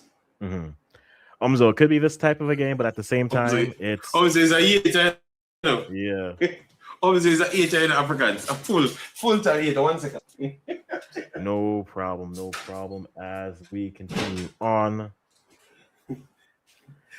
It's a full-time 8. Africans. If it pays well, it pays well. If it pays well, it pays well. I'm not mad. If it pays well, it pays well. Belgium has Senegal Africans. What do you make of that thing? Because Belgium have not been impressive, you know. But I can say it's Senegal. I don't know what to make of Senegal either. You know, it's the disappointment bowl. That's what I call that matchup. It's the two teams that have just been disappointing the entirety of the tournament, right? Yeah, and Belgium technically won their group at the death. Yes, but they were still disappointed, Simon. We are watching the games, and they were bad. You know, one team. I think with Belgium, and I had this conversation, I think with Nelson yesterday, Belgium feels like that's their players are their limit. Senegal feels like it's the coach is the problem. And so I feel like as long as the coach for Senegal is still there. You think Belgium played at their limit? I think they're relying on a lot of... I don't think none of the players in Belgium played... I feel like the first game Onana started deeper. Look, Onana Tillemans started in the first game with De Bruyne. De Bruyne not playing the central good enough. He wants to play as an isolated central forward with De Cataler. It never really worked. Then Onana did not get any more game. Then Doku left for one game. So it's all over the place. Lukaku comes on. He bulldozes his way into getting an own goal. Then he had to start the next game. Then he's upset to come off the field. Then he never played the next game until later in the game. I don't know. I think Senegal doesn't look good. I think Senegal is criminally overhyped. I'm very sorry, people. They have talent. They have talent, but they are criminally overhyped as a team. I think so. Yeah, but if you they have talented players, Don't get me wrong, just like Belgium, But I think that they are overhyped because I think that you have other African teams that are better. I'm very sorry. I know this touch people's soul, but I think Morocco is better than Senegal at football, blood. I'm very sorry, blood. Well, I don't need to worry about Morocco playing Koulibaly as a center back. So I don't need to worry about that. Morocco's not going to do that. Morocco's not going to be like, hey, I know, Sadio, though you created chances, though you missed 2 against Iraq, but at least they'll play players and get them there. And that's why I'm saying Senegal's problem they have the talents, they have the answers to the question that the teacher refuses to put them on. But Africans, look here. You must say, if Senegal is overhyped, what is Belgium? I just said Belgium didn't play good. So why I can say Belgium was no good, but once I say Senegal is overhyped, is a problem. Why is it, Africans? It's okay to talk bad about the big teams and people accept it. But as soon as they talk about the Senegal and any other team, people complaining. Nice, almost. I said Belgium never played good. Yeah. Belgium won their group, Belgium won their group. And we are saying Belgium never played good, none at all. And so that means we are bringing down the big team. But a team that got 3 points, Africans, 3 points. I can't say anything bad about. They are not. Senegal beat Morocco, but Morocco is better. And but why? You're not watching the football, blood. You're not watching the football, blood.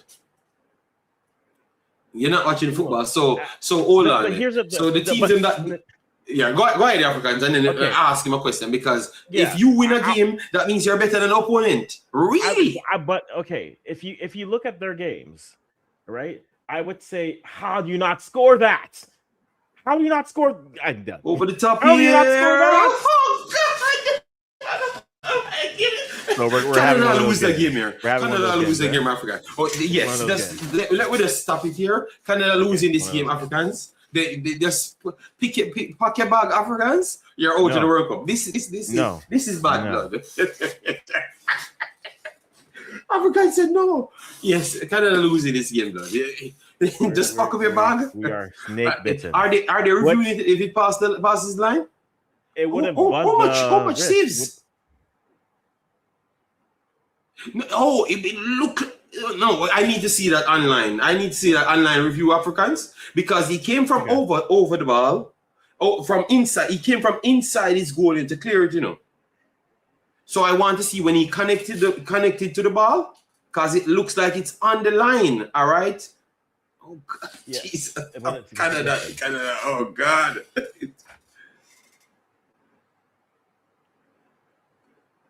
But anyways, about Senegal. Canada should have been out of sight in this. Yeah, they need. Listen, I think you take off Tanny, you put on Laren in the second half. You see what you can do. All right, there. The next break coming here. Put it across instant. Just look put at the ball that! across. Look at that! Put it across. Penalty, referee. That's got to be a pen. No, go look at it. Go and look at it. Don't continue to play. Stop. Look at the play. That's a penalty. That's got to be a pen. Look at it. He wants to continue the game. You see what I'm telling you about? Like he wants to go and look at it. Don't continue to play. Don't move. Don't that move. Is a that if that is not a pen, that's a penalty. He touched the ball first, but he went through the player after. His toe touched the ball, and then he went through the. Maybe they don't give it. No, JD, don't you bring up toes in the street? I'm just saying maybe they don't give it because his toenail touched the ball. His toenail touched the ball, but I think it's a penalty same way. It's gonna go for review now. I think it's a penalty same way now. But he touched the ball with his toenail. But you know why they might give it as a penalty? Because the player cannot proceed to continue. Because you take him out. Yes, he's going. Oh, no penalty? They made a decision so far or not?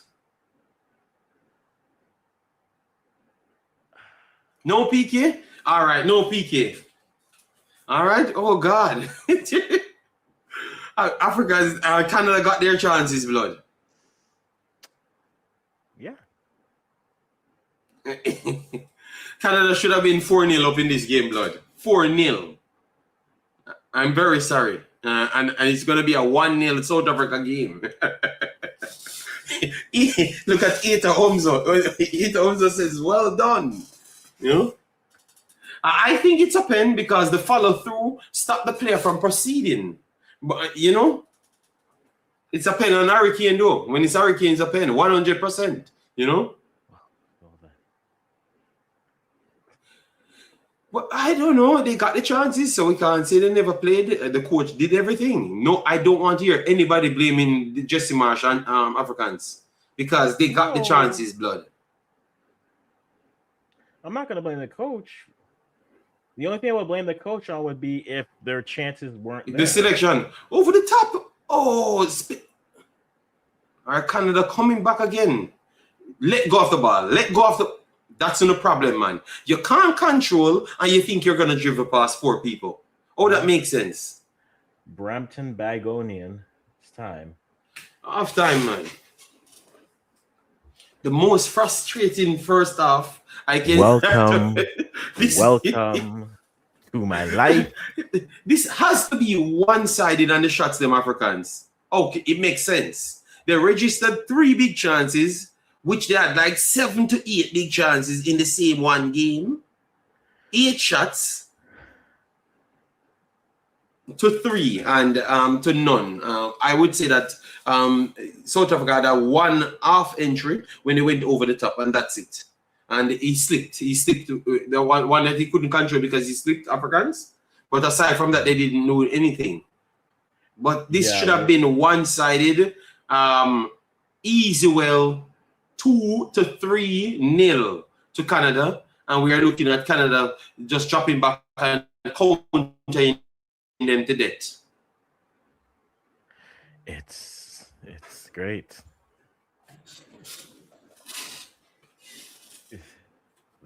Listen, whoever is more clinical on the day. Is terrible, blood. I am disappointed in Canada, man. Good, that's fine. If this finish 1-0 South Africa, this has to be the worst victory for the opposite team.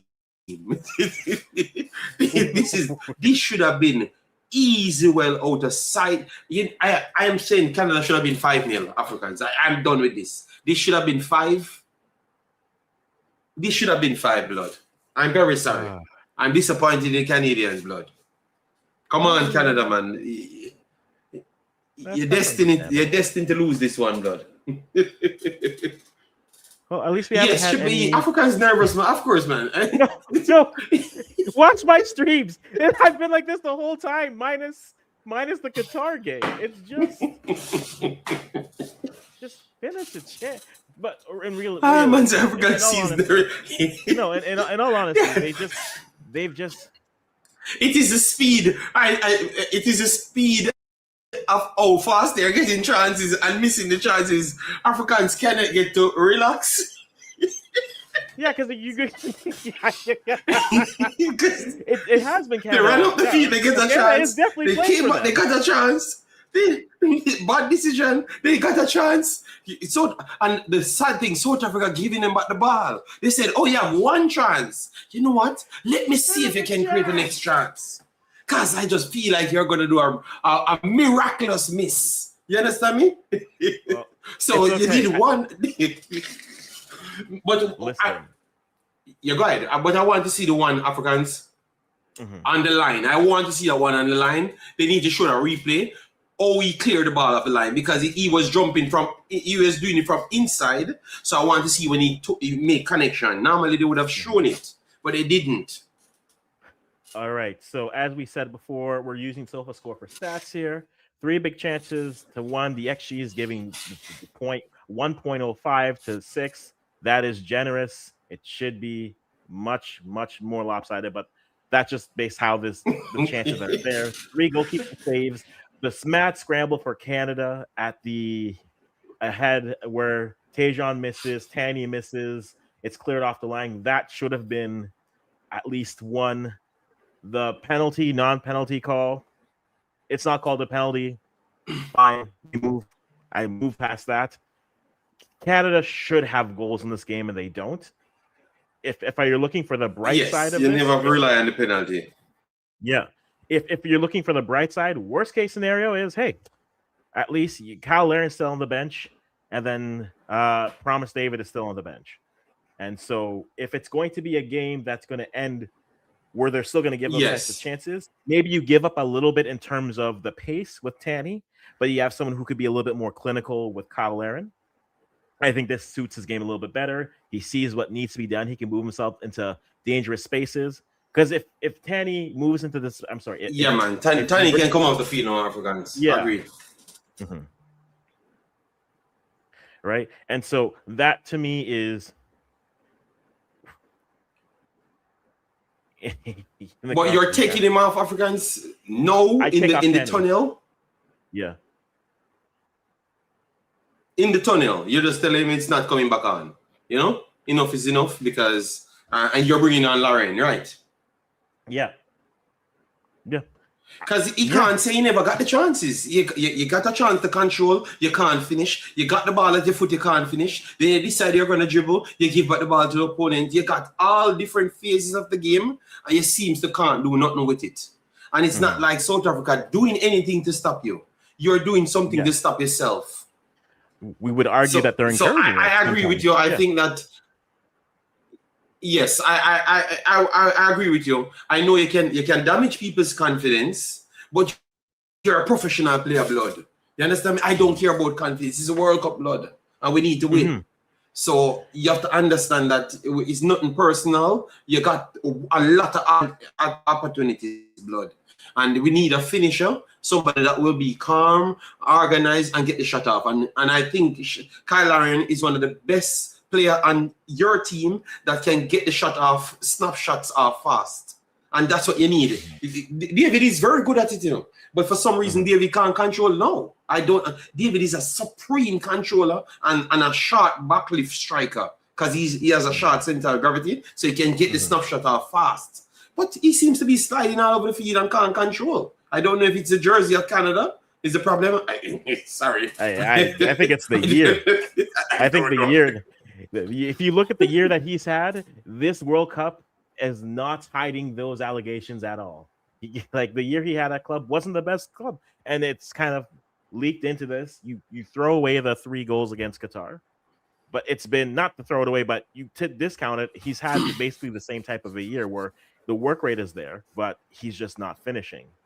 So again, player ratings for Canada: Eustáquio, the best player for SofaScore. That checks that rate. Yeah, somebody in the midfield you have to pick. But you should have been one of the forwards and by far. David or Tanny should have been the best player so far because they should have finished one of those chances. You know, too much. Miller over dribbling too much. He had a lot of opportunities to put the ball in early. And those are actually big chances as well, regardless of the distance that he's at. Because if it's De Bruyne or Messi, you're getting that ball. Because I saw Messi pass the ball to Alvarez. It's one of those balls, Africans. I know we're talking about Messi. You understand me? But you have the opening. So keep the damn ball. You're a professional player. Try. Stop holding onto the ball and decide that you're a dribbler. I don't know you as no Buchanan. You have no pace to Buchanan. You understand me? So stop those over-the-top dribbling. Because it's not working, blood. You know? Yeah. You be the dictator by passing range. Make the Buchanan be the one running to do it because he's fast and stronger. That's my take. Yep. So at this point, I mean, if I'm for Canada, I'm saying Kyle Laren for Tanny for sure. And I might consider, as wild as this would be, I might consider... Like Tajon's being marked out, but then he's had a tough tournament, but he's being marked out. From in terms of dangerous spaces, they're saying, well, if we can deal with Tajon, then we'll lose if it's the other side. So I don't know what to do with Tajon if you just keep on having him work there. Yeah, I think you might have to keep him. because you saw his runs in behind. It's harder to stop than Miller. He's a little bit too slow, and his decision making is not as impressive.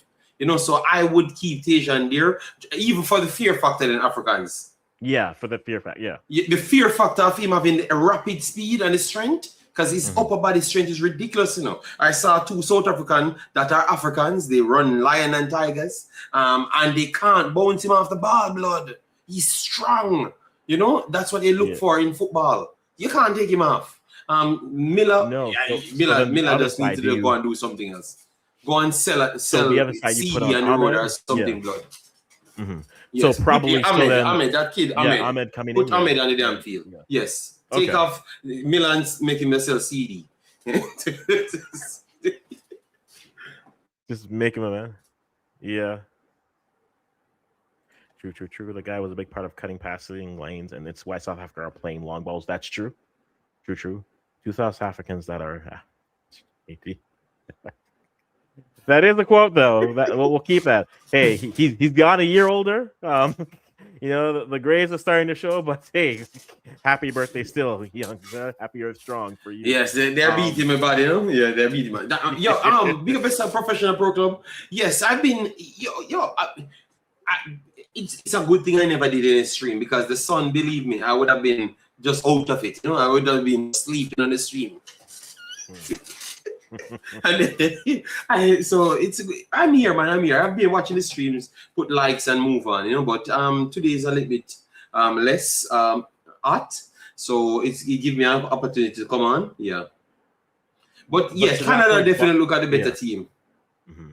And Bombito coming back from injury definitely has looked. He's not coming off in Africans. He's gonna stay on that damn field. You know? Yeah, he hasn't had to do too much, but he's looked good. Yeah. No. What do you mean he's Africans? No, he's doing a lot. What he's doing is he's blocking. He's blocking. He's tracking well. Because they're trying to put it in that gap, because they're trying to test him. And remember, it's over his side. Yes. The one came from over the top, you know, and his recovery pace is ridiculously good, because he reached in front of the South African guy to start the play. So I think he's doing good. I wouldn't take him out of the field. No, he's nice, man. He's nice. I wouldn't take him off the pitch. Yeah. Because of injury. Yeah. I think and that's where I started off this. I think you take him as long as he can, but you have Role who's there. So that's at least someone that you can at least trust in those type of moments. You have him there. Okay. I think that works well. So you can push him as long as you need it to be. But I think from there, I think defense-wise, but I think for Canada, the moves, Miller for Ahmed and then Tanny for Kyle Larin. And you do that immediately. And then you see kind of what can come through for the game. Because I think this game is there to be had, but it's also there to be wasted if they keep on not capitalizing on the opportunities that they are. Look at the amount of people outside ready to celebrate and kind of let them down. Jesus Christ. A lot of people watching you, man. Damn. All right. Nice. And to flip this to South Africa, like after their first half, like what do you change? Do you get them to be more narrow? Do you get them to stay more wide? Do you say be patient in the build-up? Like what would you say for South Africa based off of this half? Everything for South Africa comes between you have in the middle there, you have Makona. I think I would have to see more from him. Normally you would have idled on the ball and wait until the space open. But because the Canadians are so energetic, sometimes he has more space on the ball and he tends to believe that he has less space and just let him go off the ball. I think that midfield pairing not working for them because they're letting go of the ball too easy and they're just giving the ball back to Canada. Canada don't have to run for the ball. They're just literally passing the ball to Canada. So the movement between both teams, not both teammates, not feel, I don't know what's going on because they are always better than this. I've seen them play Nigeria better than this. You understand me? So Canada ain't better than Nigeria. So why is it so they are finding it so difficult to just make entry passes? So credit to Canada because I can't say credit to Canada because the passes them are so easy to make. Africans, because the Canadians are not there. They're just making bad passes. So I don't know what happened. What I can say about South Africa, just literally do the fundamentals.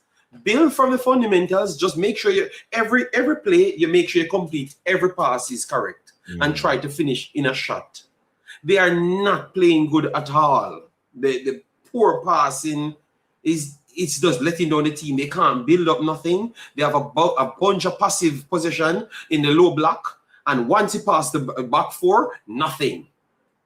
No, that you need to see more from your midfield. The midfield need to push, call out people to go wide, collect the damn ball, work it a little bit in the midfield, in the attacking area. We have not seen nothing from South Africa in the attacking area. Credit to Canada, I'm not disrespecting Canada, but some of the passes, if you're watching the game, people, you can see that the passes are on South Africa more than Canada being good defensive in those gaps. It's just them passing the ball bad. Yeah. So 2 comments from Nelson, which I think are good things for that. The holding midfielders for them. So Mokena had 4 sequences where his passes were intercepted.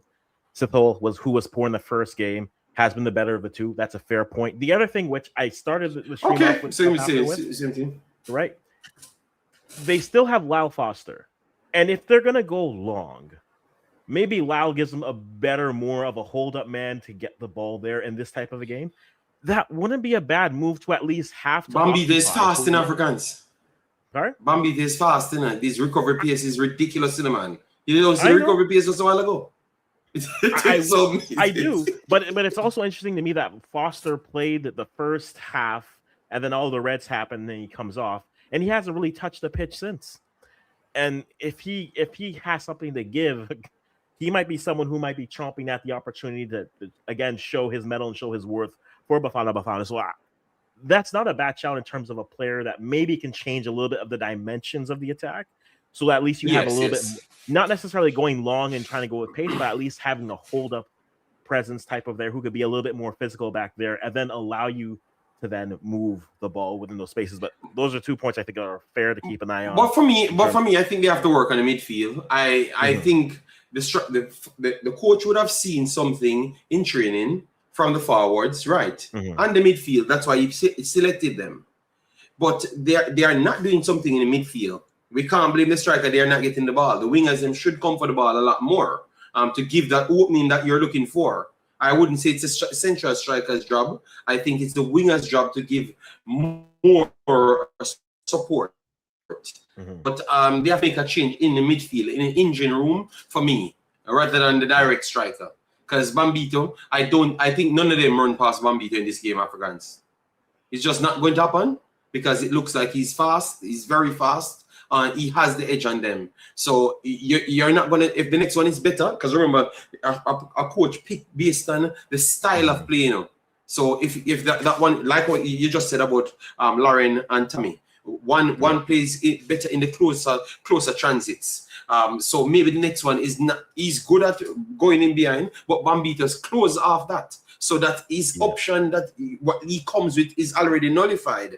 So maybe the other one adds something different, dropping deep as a central forward or something. So maybe that's why he selected him over him. You have to look at that there because that's how coaches pick team. That's fair. So Mbafa comes on for Mofokeng come in. So the 10 they're swapping out for South Africa, and it looks like that's the only change we're coming in with. So not the 2 holding. So we'll see if the midfield solidifies itself a little bit more for South Africa. But that seems to be the only change that happens as we are into second half action here. And so still 0-0 is the score. And so they take up the attacking midfielder to they take up the attack. So so that means our conversation was solid then. I would have looked at the holdings first before the attacking. No, but maybe they wanted more body overall to try to see if they can stave out the Canadians. I understand that logic, but I would say change all the bodies instead of just adding another one. That would just be me. But still 0-0 is the score. Into the second half, we are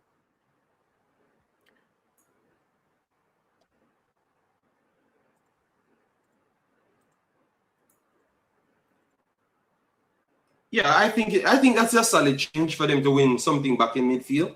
Break here for Canada. And that stays inside? Really? He kept that inside, or it looked like he was outside. All right. It's outside. But that's a good break here for Canada early. Oh, yes, it just went outside.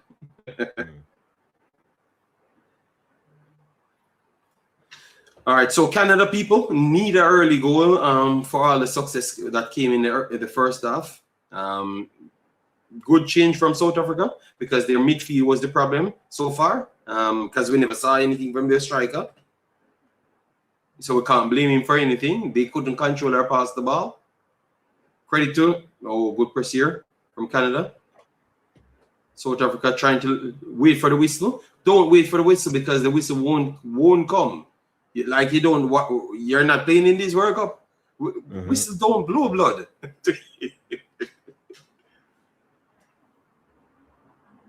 All right, let's see. Click on here. First ball. Canada. Interception. South Africa resets. Let's see. Who is going to drop off for the ball? Nobody dropped off for the ball. Forced the goalkeeper to go forward. Worked it in the middle. All right. Let's see. A wonderful pass here, South Africa. All right. All right. Or you see, Africans, so they dropped off low. So that means an extra pass is always there. Yes, they made an error there on that pass, but you still saw how much options they had. In the first half, they never had that option. No. Within that sequence, no, that's true there. It's very true there. Free kick. Offsides there. Omar Eni said, the longer it stays 0-0, South Africa will get the win. Okay? God damn. Canada not clinical enough. I agree with that. I agree. Bambita is the one who edited the ball taking off the line. Well, I have to give him even more credit. I was just talking about defensive actions, and he's impressive.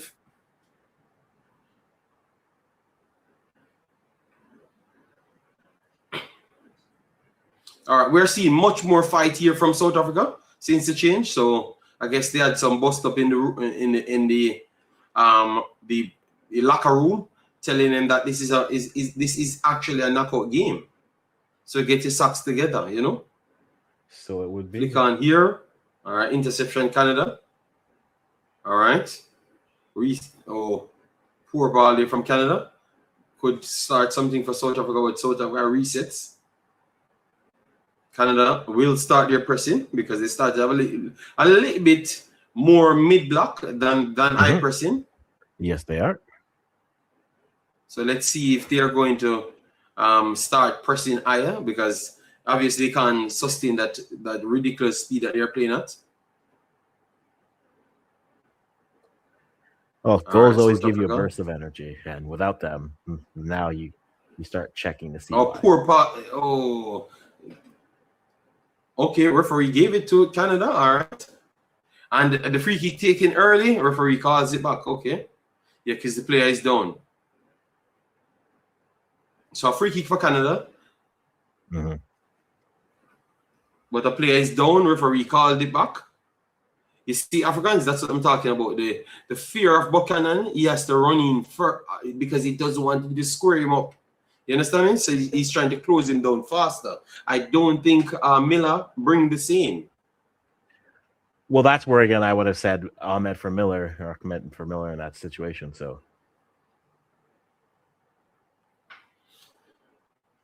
guys, massive respect for supporting the streams so far, but please hit the like button as you come in so we can get the visibility on the streams. If you don't hit the like button, nobody will be here. All right? Yes, I saw that people on the channels them still, but we need the likes them to be up. You know, if you have 30, 40 people watching, 50 people watching, make sure you mark yourself present and also hit the like button so we can match the amount of people watching. All right?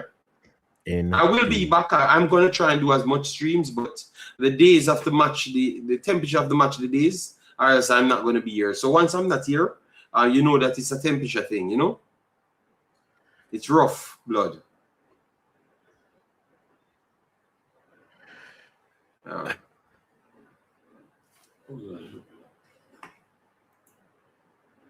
This is an experience. 51st minute.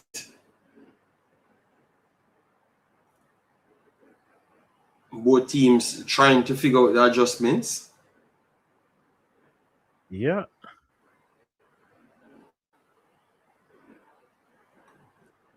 Throw in here for Canada. Flick on. And it's a goal kick.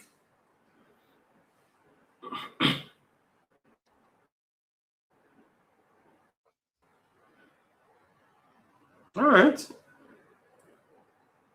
Over the top here. South Africa. Good flick on. Let's see. 1-2. Nice. Like no control. Runs are there. And good tackle here. Over the top. Ooh, I boot that referee. That should be a free kick. Okay. A late call. But that's a free kick blood. That should have been called instant. That's a high boot.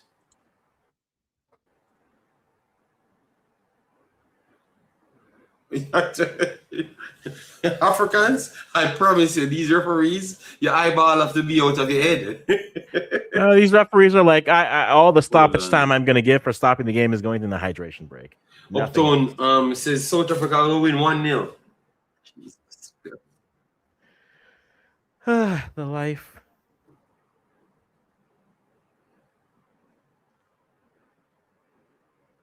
I'm getting a little log here. Looks like Laren is warming up to come in. Oh, yeah. The Jamaicans are not giving up on Canada, man. You realize no Jamaicans want any of the. My question is, we have to ask that, guys. Why we don't support our neighbors, like our region people? You know, I want to see.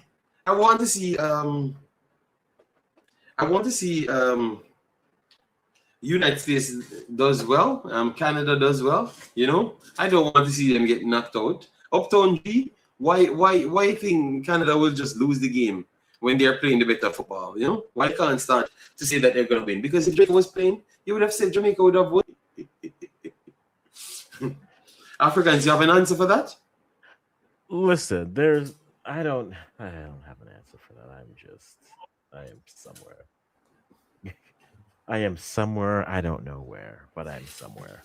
I'm thinking about a thought I've had about this World Cup, where it's a side that has been terrible, have created chances but don't finish, and then the other side comes back and takes it at the end, which I've seen that game multiple times at this World Cup. So I'm emotionally preparing myself for a game where Canada has a lot of chances but don't convert, and then South Africa will have one big chance and then come at it in the end. But I think, look, rivalries don't end in one moment, right? The rivalries stay going, and yes, in some cases you can support your federation mates, but I mean at the same time. Okay, so right, but Jamaica should not have any rivalry. Africans, they have not gone anywhere in life. You understand me? So they should not have any rivalry. They should be glad to support a team that is in the World Cup, blood. Band Vibes, thanks for being here. How you doing, man? Yes, we're here, man. We're here chopping up. Me and Africans chopping up things, you know. Just trying to call out the Jamaicans, them, you know, my brothers, them to support the Canadians and the Americans, you know, and stop eating. Jamaica never win during the World Cup because they were in good blood. All right. South Africa is playing now. Yes, they've been playing a little bit better. Still, the better options entries them went to Canada so far, but they are playing a lot better, you know.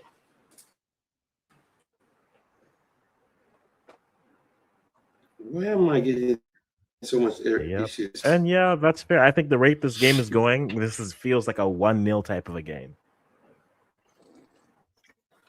One second, Africans. I'm getting some internet issues. No problem. I will hold it here as I've been holding it. Well, a few goals to come. I'm just trying to get my game back up. Yeah. Africans, they're here to troll in, man. Oh, They ain't let you know. I know that. There's a reason why the I think banter will Africans know that. flow is still in the title. Like I know that's gonna happen. I am very much aware of that. But right now, the problem right, you went all that time with nothing to show, and now Richard said Jamaica just bad mind because they didn't make the World Cup twice. They didn't make the World Cup twice. But Richard,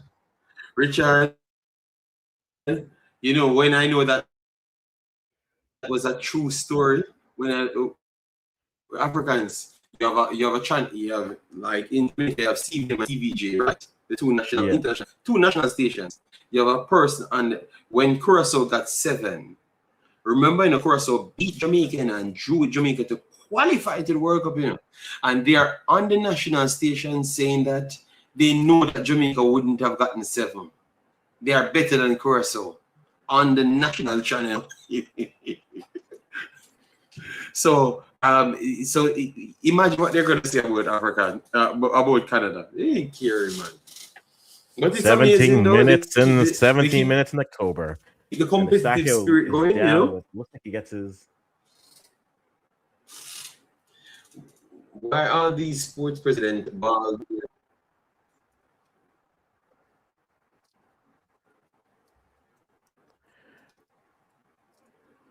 You got you. What the hell is going on, my Canadian substitution coming here, and the substitution is Jamaica not getting 7, brother. And then Emperor, Saliba I don't know if you remember. Jamaica got 4 from Panama, 3 from Nigeria, 5th string team. Oh, this is interesting. So Canada substitution, Bombito goes 60, and then Saliba goes 60. But you know that. You're making subs Africans. Yes. Canada takes off Saliba, and then they take off. Where my internet gone, man? Okay, let me just go to my phone.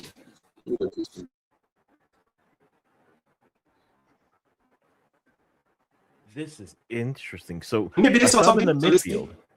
Yeah. So Nico I don't think Jamaica would have feel anything better. Panama gave Jamaica 4. Curacao gave them 2. Nigeria 5th string gave them 3. Mm-hmm. It's okay. So 2. You go ahead, I'm just arguing a point that someone arguing because they're fighting. Oh, my Jamaica would have gotten from Germany. But I know you know? Mm-hmm. So Segur gets minutes, but still no change at striker. Right. Africans know that they can't get left out. Africans, they give them a piece of the conversation. Mm-hmm. No, more than likely. For Bombito, probably he's on a minutes count, or that's how long he could go, based off of the injury. I know he's been playing well. I'm talking about my 3 Africans because I can't see it.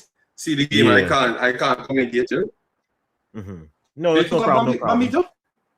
Yeah, they took off Bombito for Luke de Fougerolles. They took him off against? Yes, they took him off. Oh, wow. Okay. They need someone quicker in the box. I don't like that. He's a player coming back from injury, and look, 60 minutes, I don't mind it. But hey, where are you watching Africans? Because my Live 10 Sports is shut down. Are you hearing me, Africans? Yeah, I'm on Hez. I'm on Hez goal. Let's go. All right.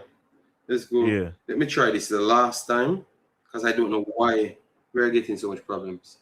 All right. I think I've gotten it back. All right, good. 60 minutes. All right. I'm at 60 minutes. What time it is at? 61. All right, so I'm Well, a about to minute be behind. 62. So yeah, a minute off here. Expanded the teams, and we still never got to. Yeah. Jamaica ain't good at football, lad. Canada and those teams past Jamaica at this point. Regardless if we want Canada to win or lose, Canada is putting a good showing. But obviously, some of their key players have been injured, so that really costing them. You know, when in key moments, you could see if they had the better players, them maybe Bambi to fully fit. I know that Africans might want Alphonso Davies to play his defensive role, but Alphonso Davies playing a winger, I think is better than Miller. You know. Yes, but then if he plays there, we don't have fullbacks. Like, I think it's a matter of where you have the depth. And in this tournament, I don't care. But in the greater scheme of things, I think the conversation is you have more wingers who are kind of all at the same level versus having just a good winger and then your fullback depth is shot. So I think I'd rather trust that same level of winger versus putting Davies here in the greater scheme of things. But in this tournament, no, I think you do what you have to do. If that means Davies has to be a striker, you play him as a striker. Yeah. Get the win, move on. I'm connecting my mic. They said my voice is jumbling, so maybe you're not hearing me. So I'm just gonna connect the mic. Give me a second. I'm hearing you. It's just a little bit delayed, but that's all right. And just a wayward shot. But yeah, South Africa definitely are taking some more opportunities because the game is there for them to take. And yes, and Kone got injured as well. That's a next big injury. Yeah. So Canada really doing good. At a break here, good recovery. Let me see if I my next all right, my mic. All right, so let me see. You're hearing me now, Africans? Yeah, I've been hearing you the whole time. You're not hearing me? No, I'm hearing you. Okay. I am hearing you. I've been hearing you the whole time. All right. So yeah, because it says it's connected because it's reading it. Mm-hmm. All right. So all right. I went back to. Okay. Oh. Okay. No. All right. So HDMI display. All right. Because I never heard Africans. Your mic is much better now. Okay. But I'm not hearing Africans. I'm not hearing Africans. Oh, you're not hearing me at all. Okay. Oh, I'm hearing it now because I had to change around the system when I plugged the mic in. Yeah. People remember I never had my thing set up, so that's the problem. Sorry about that, No problem. So 63 minutes now, people know it's time to worry, Substitution still can be made. So we're Clyde still here. is not here. A break here coming for Canada. Let's see. Oh, through the middle, wonderful pace here for Canada. Just get through. Oh, God. God.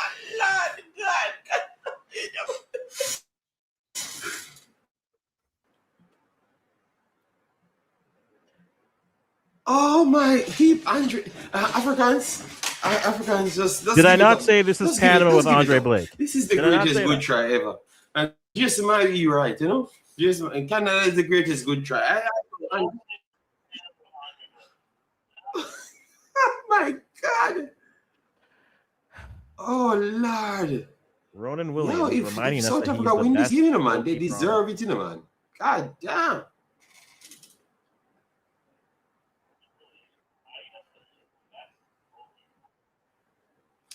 How much his goalkeeper is on? 7.8? No. This man need to be on a 10. And the defenders need to be on a 10 as well. Well, the quickest one is there. Okay. 10 is the quickest one. You might want to put Promise in just so that it's we need a quicker striker.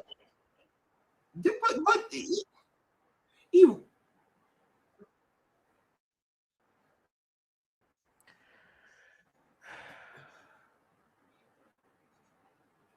I don't know how fast he got through. He just needed the ball, And yeah, he got the ball. Chances. I don't need any commercial. I just need the game. Oh, can you feel the palpable tension?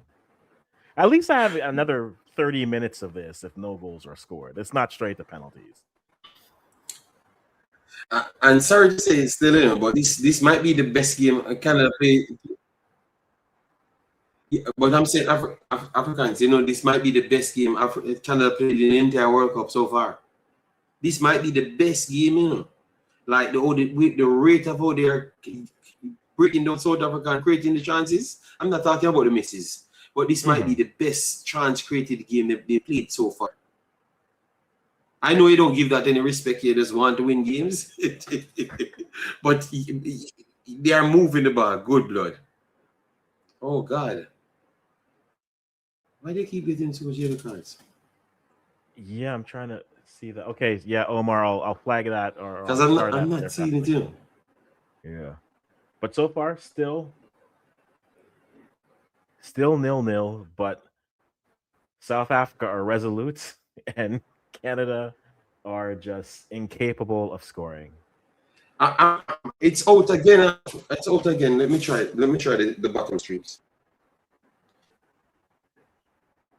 Let me try the last one. Oh, second pulling break. Yep. Please. Yeah, I like this performance from Canada. It's just because they're not finishing, but the creations are. It's so verse. They are coming from everywhere. No, it's not Nelson. They just can't finish. Yeah, no, that's the thing. This is good. I think this might be one of the best. This might be one of the best display for any team in CONCACAF. Obviously sometimes we're talking two different things. He's just saying things, to you, but I am talking about what as a consecration against a solid team in the world. This is very good. This is impressive. It's just not finishing. I know you guys want to win, but I'm talking about football. They created Africans. Why are you complaining? It isn't because they created the chance. I'm asking a question, Africans. Is it because you create a chance why you have something to complain about? Total game I've seen from a CONCACAF team, including Mexico and United States. That's all I'm saying. I know it doesn't get any points, but this is good, brother. It's good football. Yeah, that's all I'm saying. And I won't disagree. I won't push you in terms of saying like I don't agree with that. But I think the issue is I can't talk to people when they are invested in the games. No, but like, okay, you factor that in, my investment emotionally into this game. I think I've seen this script. My point is when the game finished, we can't complain about the coach. No, I won't complain about the coach. I think maybe it's when do you bring in Laren. Yes, I understand. That's why I said I'm not going to argue with none of you guys, but I'm telling you, Canada playing very good. Before the game started, you expect it to be this one-sided? No, I didn't expect it to be this one-sided. But no, I'm saying Africans. Before the game started, you were in a preview and stuff. You never expected it to be this one-sided with chances. No. So the fact that it's this one-sided, that's all I'm talking on. I know that we're having a different conversation. As I said, I'm not having in that case, yes, I agree. In that case, I agree. But I think for me, I'm just giving Canada their credit. When they meet Jamaica, again, it's like America. Yeah, so in that case, wait, if they're taking, they need one striker, or do they think that what? Okay, so they went, okay, one sub left. So they went Promise over Tanny. So no Kyle Laren, Jacob Schaffelberg over Liam Miller. Okay. This is no Laren. Okay. So no Laren. Promise David in for Tanny Oluwaseyi.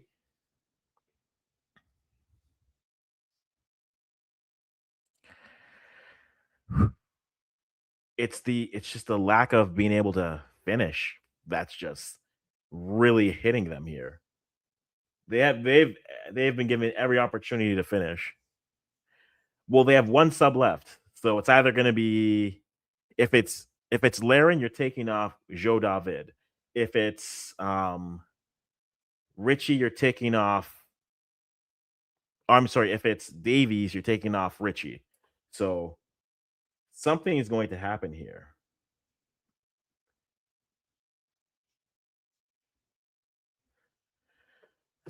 That much, something is going to happen for certain in terms of the opportunities here, but still 0-0. Chances are galore. Overrun, but then not quite dealt with. South Africa moving.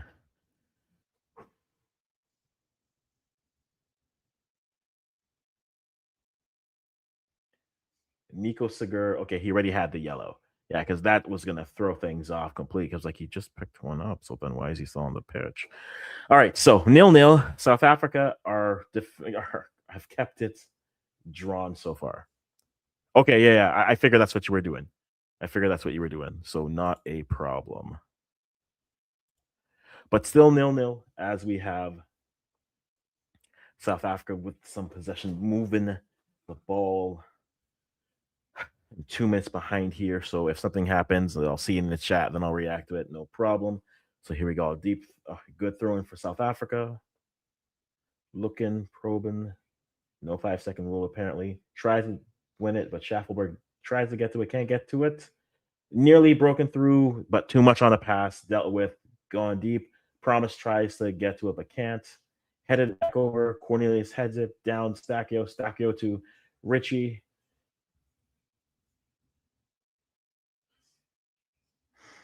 All right. Let's see if we have JD back in. JD, we're here?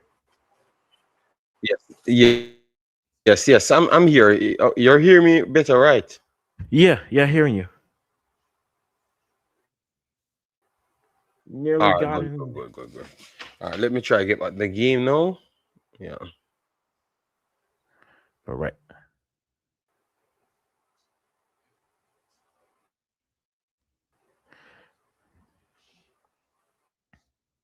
You know what? Let me come off this and just watch the game right here, as I can literally use this thing. This always works.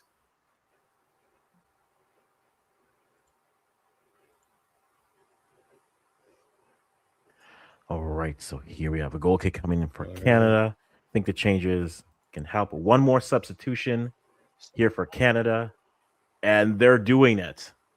Tajon out, Alfonso Davies in an attacking role. So no Kyle Aaron. Okay. Alfonso coming on. No, Alfonso Davies for Tajon Buchanan.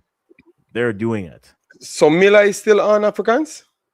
Miller is off. It's Schaffelberg and Davies as your wingers. And again, as I've said before, in the greater scheme of things, he's a fullback. But in this game, just win the game. Okay. I don't care. I think his natural ability will make him make better decisions and in those moments. I think he has something to add to this game, Africans. Believe me. Mm-hmm. No, he definitely does. Oh, that's just such a wasted. Oh, but captain. All right, I'm watching it on my computer now, so I'm good. The phone ain't cutting it at all.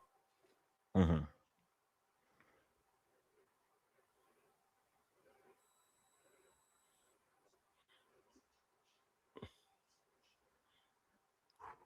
Let me get to that chance here. That's a poor pass. What? So Tajon gets a good run in, but then ultimately he sits there. So if it goes to additional time, then you are sitting. I think you have an additional sub. Canadian fans are happy to see what Davies Alfonso has now. Yes, early whipping. Exactly. Just let it through. Why you kick the ball? Oh my God!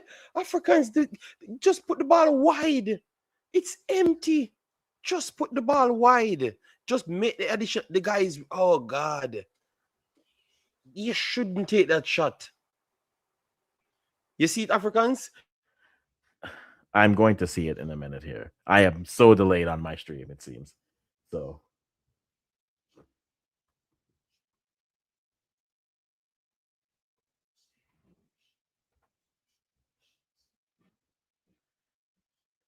and with Davies, he's gonna drift inside, so he'll help you with the midfield a bit as well as you're coming through.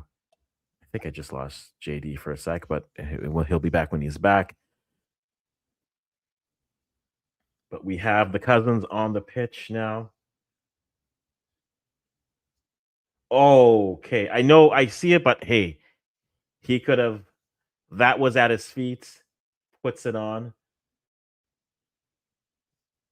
If he lays it out, maybe he can get a better shot. But I'm not mad at that shot. I am not mad at that shot. I am not mad at that shot.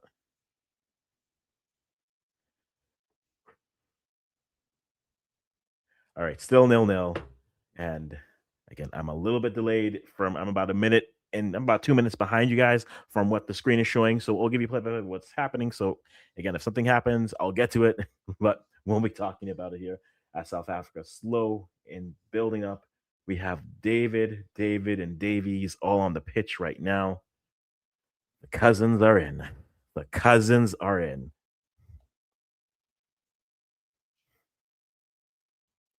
Let's see what they can create here. As South Africa are slow on the build-up. Trying to create something. Dealt with. Richie gallops it in. Davies with the ball. Dribbles through. Looking for. Passing it back. All the way back. Luke de Fougerolles. Johnson, Fougerolles. Derek Cornelius. Down the line. Kept in. Promise. Davies shielding. And it's cleared to the other side of, let's say, true, but it wasn't a bad effort, to be honest. So that's why I'm not necessarily too upset with it, for sure. But I definitely see the point that he had time because the defense was off of him. He could have composed himself and gone through. And now everything is really starting to feed through Davies' side. And Davies is definitely being well. The interplay between both of them, captain to captain. Davies gets inside, just puts it low. David puts it close. Saved. Oh, Davies has added some life into the side, and this is what we've been missing.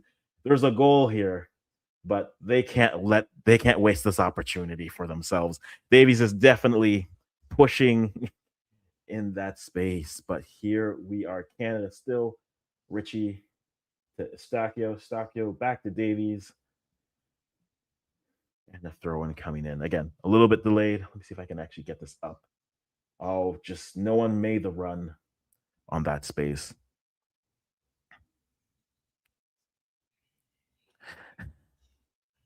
Are you talking about me or are you talking about like the game overall?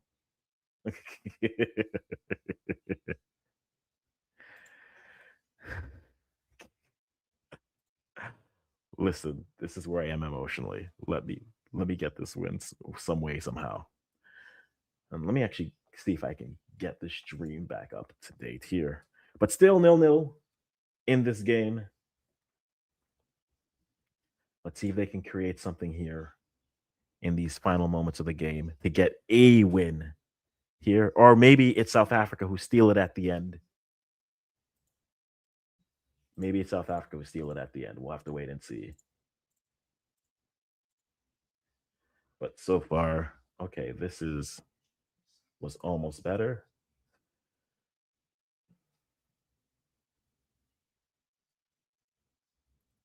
But they're just okay. So now Canada building up, stretching out the lines a bit to see if they can go. They go long, but they just can't connect it to how they want it to.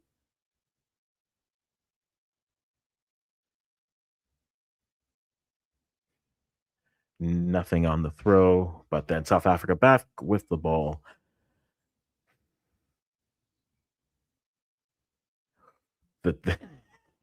I need to be giving more of you guys. I do apologize that I'm getting quiet in these moments here, but yep, it is palpable. JD, we back? Yes, I should be back. My computer froze just a while ago. I don't know what happened. Sorry about that, yeah. No problem, no problem. Still 0-0. Um, Davies created a couple chances while you were Yeah, man. gone, but Davis is still a nothing. different level player, man. Just a while ago. Right, triple eight. Look, we've been saying that for a half, so at some point we hope it comes, but we'll definitely wait to see what comes from there. JD, let me. I'll run real quick, so I'll be back here. So I'll just be back.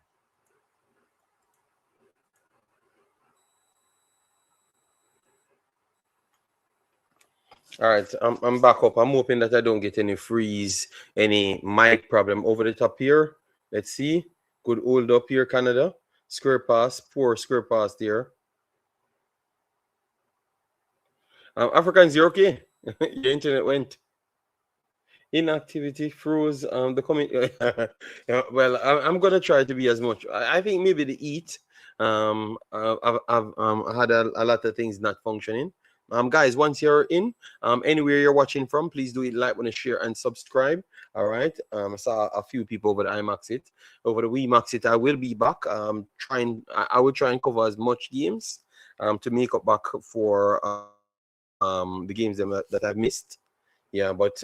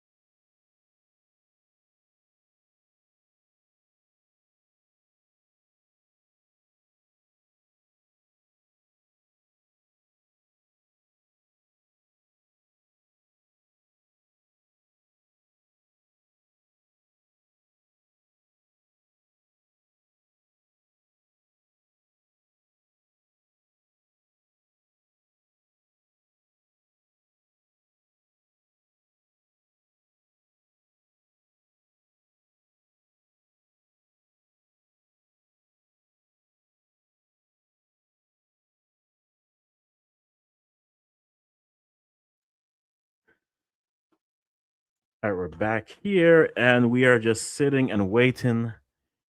Still 0-0 as we have movement coming back the other way. Yeah, I'm that delayed, eh? Incredible. No one can really string together the passes to create something. This game feels like it's about to run into additional time, added time, because they've just not been good connecting balls here. Passing, decision making, it's all just sitting and missing. And so there's a game to be won here for sure, but no one is no one is connecting the final pass to do it. And so we still sit here at 0-0. South Africa weathering, Canada still trying to knock, but not finding any answers yet. And that's where we stand here as the game continues to go. Because it's long ball strikes to long ball strikes, and hold up is there. It's possible, but then just nothing to really show for. Look at, oh, that was a good strike. That was a good strike and a good save there from Max Capo. Again, apologies. I am about a minute. I'm about 2 minutes behind here, but still nothing. Wide of Schaffelberg chipped inside again. They're crossing to spaces, not to runs. And so if someone holds up the run, you have a chance there, but nothing to show for. Still 0-0. Is Cornelius, as you have Davies. Can't quite dribble through. And because of that, we're still sitting at 0-0. There is a goal here. There is definitely a goal here.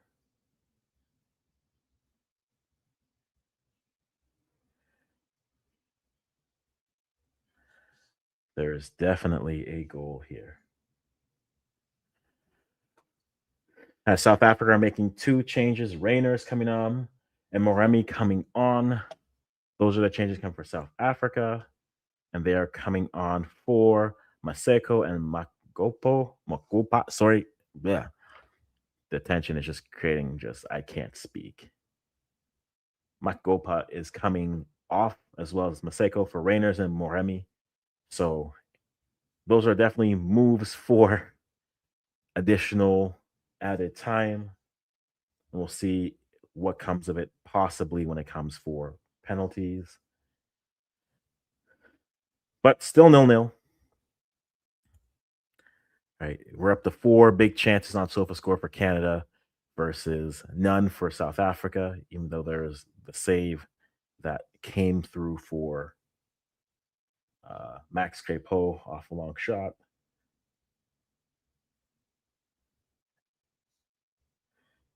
Looking for fouls, looking for calls, but nothing showing. And now South Africa building and probing and definitely trying to find the ball into some good spaces. But can they find the breakthrough is the question. Can they find the breakthrough is the question. Still 0-0.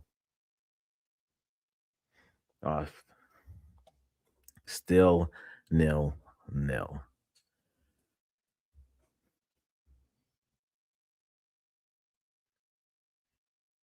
It's just an errant pass there.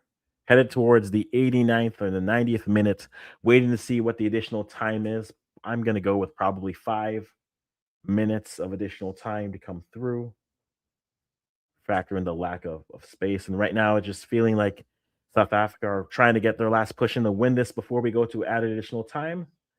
But Canada are just not made the right decisions. As you see, Davies try to cut it back inside, but cuts it back, but to no one. Then you have South Africa moving the ball forward with space that they can just eat into. Got some good runs coming through, possibly.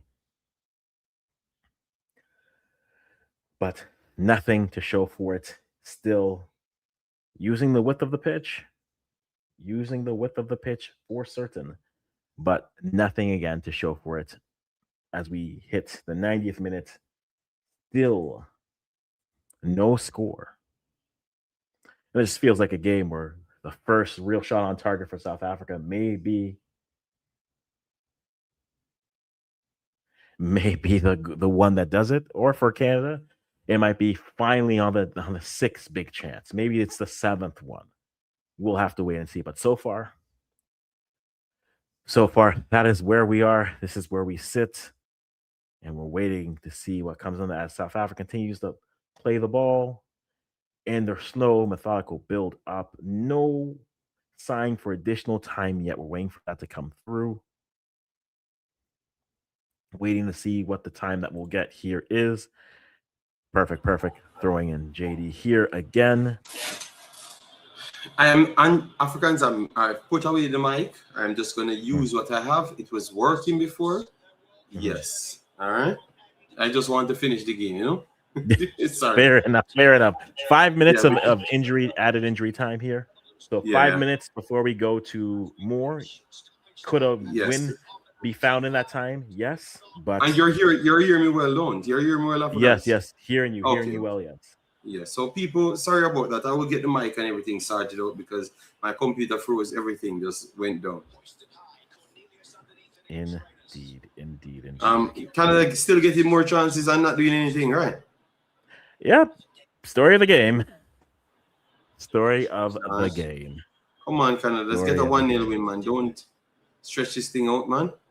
You already played good enough and didn't get there.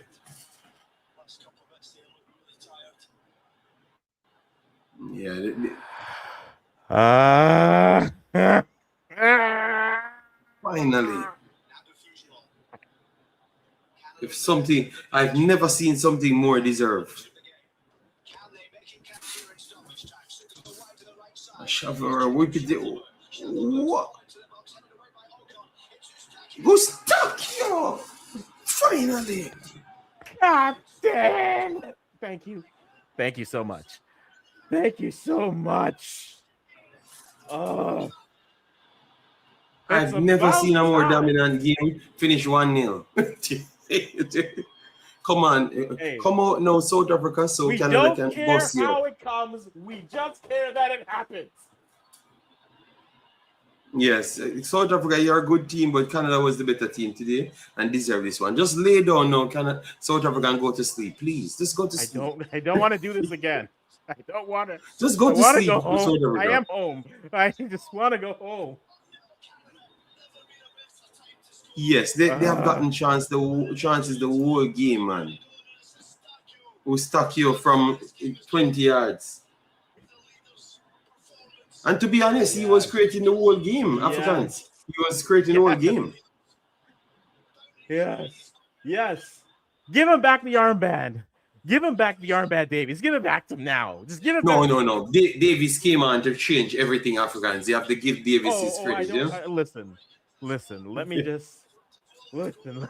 Oh, come! The game is not done. They're going to come forward. So make sure you have the counter. Make sure you have the counter for them to finish them off. Our wonderful header now. Shouldn't give them back. Don't let them have the ball. Our wonderful interception. They are stretched now. Play it wide. Use your pace now. Yes. I need them to catch them off, Africans, because they're gonna come out now. If Canada had scored from early, this game finished 6-6 love Africans. Because they could have gotten it behind them. Our wonderful interception again from Canada. Come on, stop. No reset. No, oh God. You guys are gonna set them up for them to score on your blood. No reset, just bomb it forward just the same. Yeah, wonderful Osakio. Give me something good. Good bones. Promise inside. Too slow, man.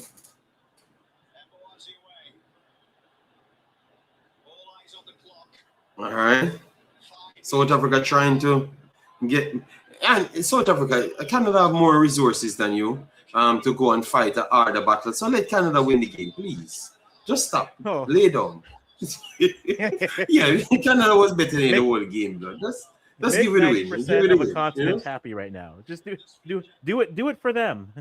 Do it for your compatriots who apparently aren't cheering for you. Do it for them. Listen, Nelson. You can see that Canada have way more quality than South Africa. So they are more equipped to do better in the next round. You understand, Africans? Because I can't bother with this defensive football in the next round, blood.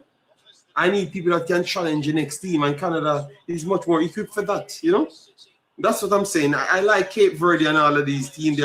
They are fighters, but it come a time when they need to lay down and go to sleep. You know, so South Africa, just go and sleep.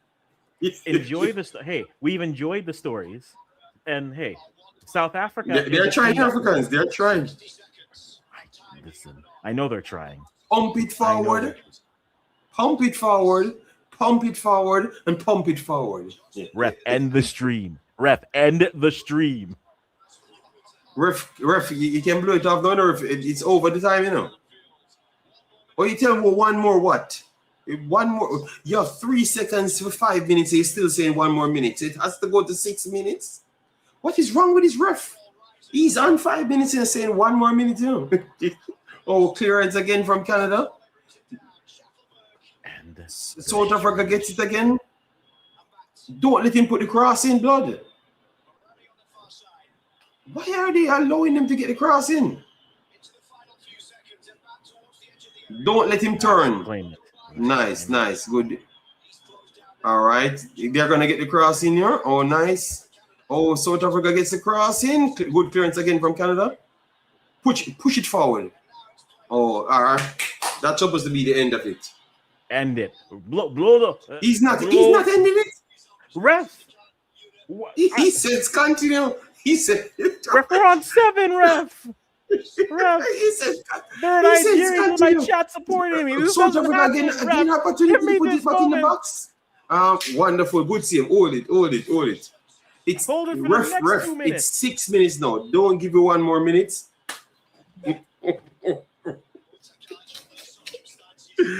Oh God! Oh, so people Canada, we have to be repping the CONCACAF because Jamaica ain't here, blood. So we have to give credit to the teams that are actually good in our region. Canada dominated this game. This game should have been 6-0, and Canada Well, scraped past to get a well, 1-0 Scott, victory. But let's do that again if you now. really watch the game, Canada was dominant in this game and should have clearly won this game without this. Canada can't win game easy. Canada is the Jesse Marsh team. If you watch them play, they're exciting, but they give equal amount of opportunity the next way. In this game, they never gave that opportunity, but they like excitement. That's my point, you know? And this was exciting. This is the best game played by a CONCACAF team. I'm not asking you. For the whole tournament, this is the best game played. They shut down a solid South Africa team, Africans. A very good South Africa team. Put some respect on the Canadian name. They shut down a very good South Africa team. Remember, these are the teams giving Nigeria and all of them team a problem in the blood. Yeah. Hey, listen, all I'm going to say, Umzo, here's the thing. Hey, Mr. Dre, make you it can to look the at round of United States 16. and overhyping United States. This is the best game played by a CONCACAF team, blood. Maybe never rate South Africa highly, you know? Yeah. Because they drew 1-1 with Jamaica, you know? True. So maybe that's why. But good game. Good game. Let me shut down these things. Definitely good game indeed. I have Nelson. Congratulations, fully deserved, Canada. This was dominant, and I'm sad that the scoreline won't show it because there are people that will just make up stories. But this was dominant. This was a dominant game from Canada, and the scoreline really don't show the truth here. This could have been Easewell 5-6, and then you guys would have been talking about it like it's United States. That's what I don't like, with people. They only go about the scores. You understand me? But if you watch the game, this is equally as dominant, if not more dominant, than any one of United States games. And Mexico games weren't dominant at all. So if you don't want to take it, this is one of the best games a CONCACAF team played. South Africa is a good team. I've watched them right throughout the whole qualifiers, and they have given legitimate teams problems every team they played. That's all I'm going to say. I can't believe I have to be fighting to back Canada. That is a good one. So did the match versus South Africa? No. I think this is a better game. Canada played South Africa better than Mexico. Remember, I was hyping up Mexico, No, that wasn't a good game. And the red cards them spoiled the game early. Remember that game was a game with red card early, so the decision making slide a little bit better. No. I think if they had scored the goals, you wouldn't be talking like that. If they were leading 3-0 at halftime, you wouldn't. You agree, Africans? The score will if Canada was leading 3-0 at halftime, they wouldn't be talking about Mexico was better. No. Canada was better, man. Canada was better. Yeah, I think the score will dictate how we talk about this game ultimately. But that's unfair, Africans, when we watch the game. But whether it's fair or not, that's just a reality of it, right? Well, if a team wins a game 7, we won't talk about how the score of why it was 7, right? Like Curacao losing to Germany 7 is, yes, it's Germany, but it's also once Curacao scored the game in the game, it's like, okay, let's start to play. And you don't factor in, you just say they got 7. And it wasn't just, oh, hey, we got a goal and then we move through. But just wrapping it back to it's a game that, and I remember, Nelson, this is something we said, whoever has the better finishing shoes on is going to be clinical. And for most of this game, it was neither side. And so I actually think it's even worse than that. I thought South Africa was supposed to dominate the midfield. They tend to have better midfielders in whenever they play other teams. Mm-hmm. Heck, even in parts, look at the South Korea game. They were able to match South Korea's midfield. Canada dominated them in almost every single phase. They didn't pass zone 10 to 12. Like, they were clearly struggling the whole time. So to me, this is the most, compared to the Mexico game, when Mexico played South Africa was so poor that you couldn't really assess how good Mexico were. In this game, Canada were the better team. Like, clear cut from defense to midfield to the attack. I think if you see, I don't care about like whether we scored 3, 4. That really doesn't matter. It's what How do you get through? And to me, Tani had multiple opportunities. You had in the first half, this game should have been 3 to 4-0. Just the first half. Second half, I thought the game was a lot closer because the Crusoe, however you call his, the South African coach, assessed their team and went, that midfield was literally being cut across. I have no idea how Mokoena lasted the whole game. The guy was so poor in the first half, better in the second, but they constantly want the ball to feet. They weren't passing the ball to space. It was so odd. Like they have no clue what the hell they were doing. And to be honest, if South Africa went through, that would have been the biggest mark on Canadian football of all time. So I'm happy we went through. This was a dominant affair, and now we roll on to who's our possible next match? It's the Dutch or Morocco. Oh damn shit! Okay. Yeah, Jesus Christ. either team is bad for us. Oh, Lord. Hey, every game's the next biggest game, and I'm not gonna look. I've had a thought, and I said it to like one person, and I'm not gonna be that crazy to say we can beat the Netherlands. I'm not gonna say that. I've seen that game happen in a friendly, and the Dutch decided to shoot at the end, and they did well.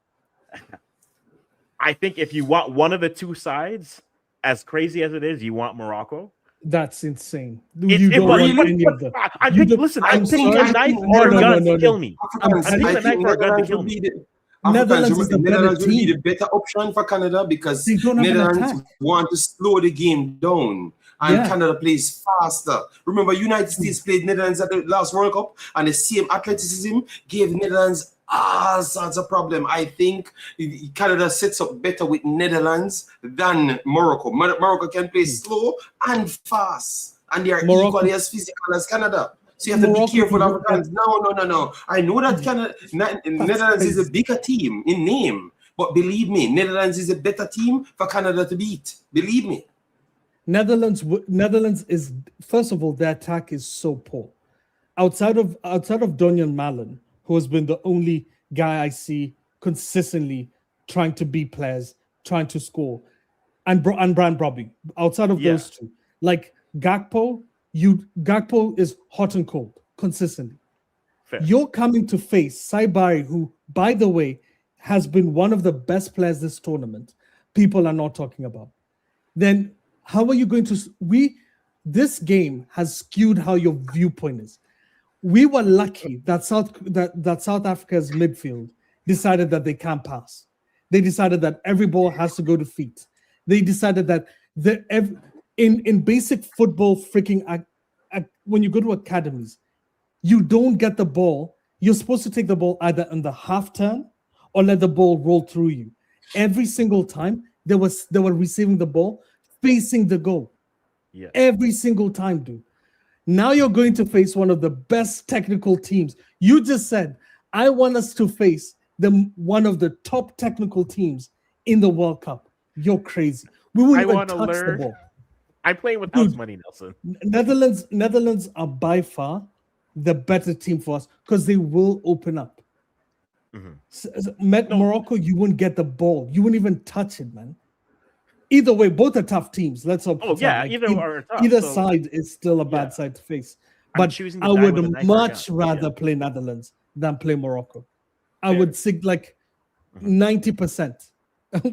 You think just because you beat one African side, you're going to beat another? Come on.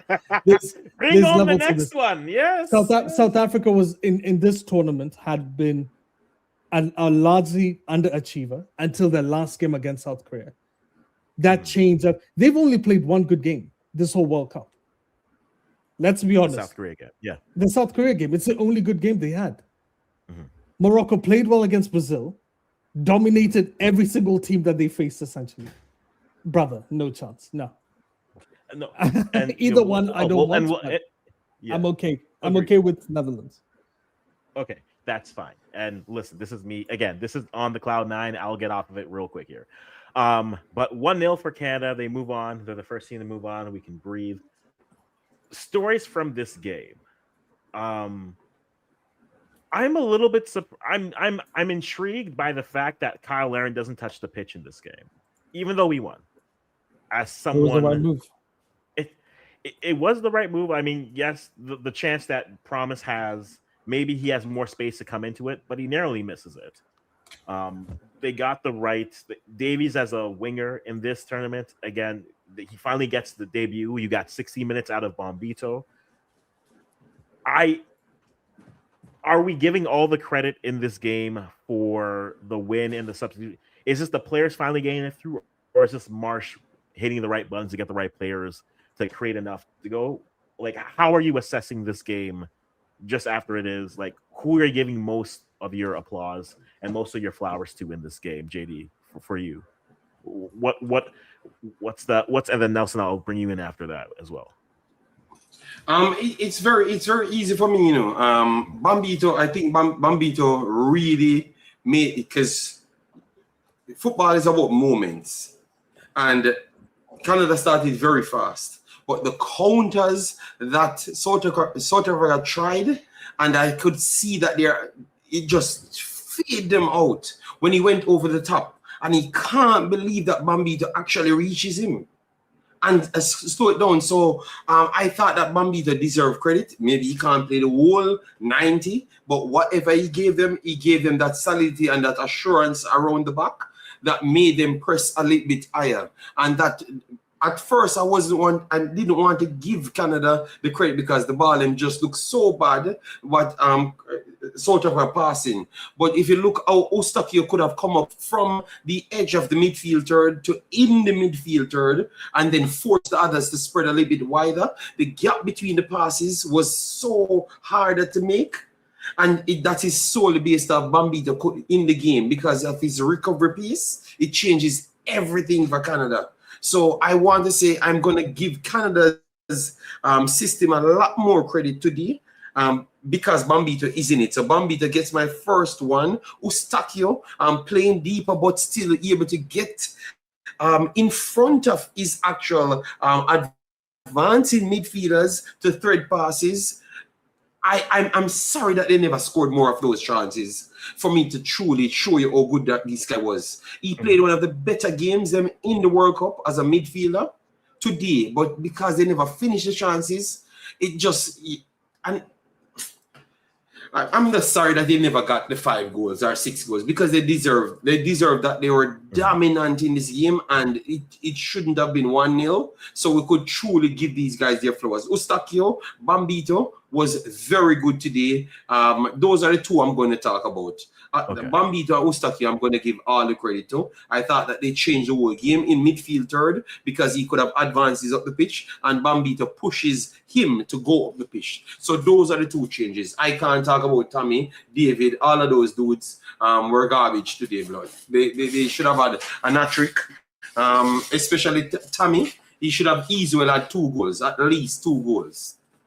But poor touches, poor controlling, and even though I saw him, he lacks control as a player because I've seen him in multiple games doing the same thing. But David today, I was kind of disappointed in David. But as you said, he was doing this as well because he had a poor season. So maybe that's why. But David is normally a sharp, low backlift player. You expect him to finish. That's how he finished goals.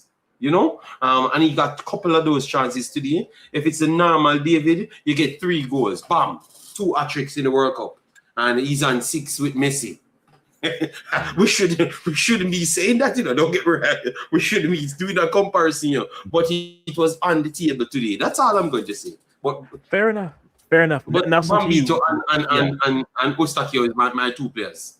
Fair enough. Nelson, to you on the Canadian side, what do you think? Who are your standouts for this matchup here? I'm going to go back to the midfield, just because Buchanan. I hate these AI generated ratings because to me Buchanan was one of our best players, and I'll tell you why. Offensively, sure, was a little bit sketchy, but the number of times he moved into midfield to get that dominance, because as I said, the way South Africa were trying to build up was all ball to feet. They like playing possession heavy football. they think like they're playing tiki-taka style football. Buchanan's ability to run these guys down. Go back to like the 20th minute or something.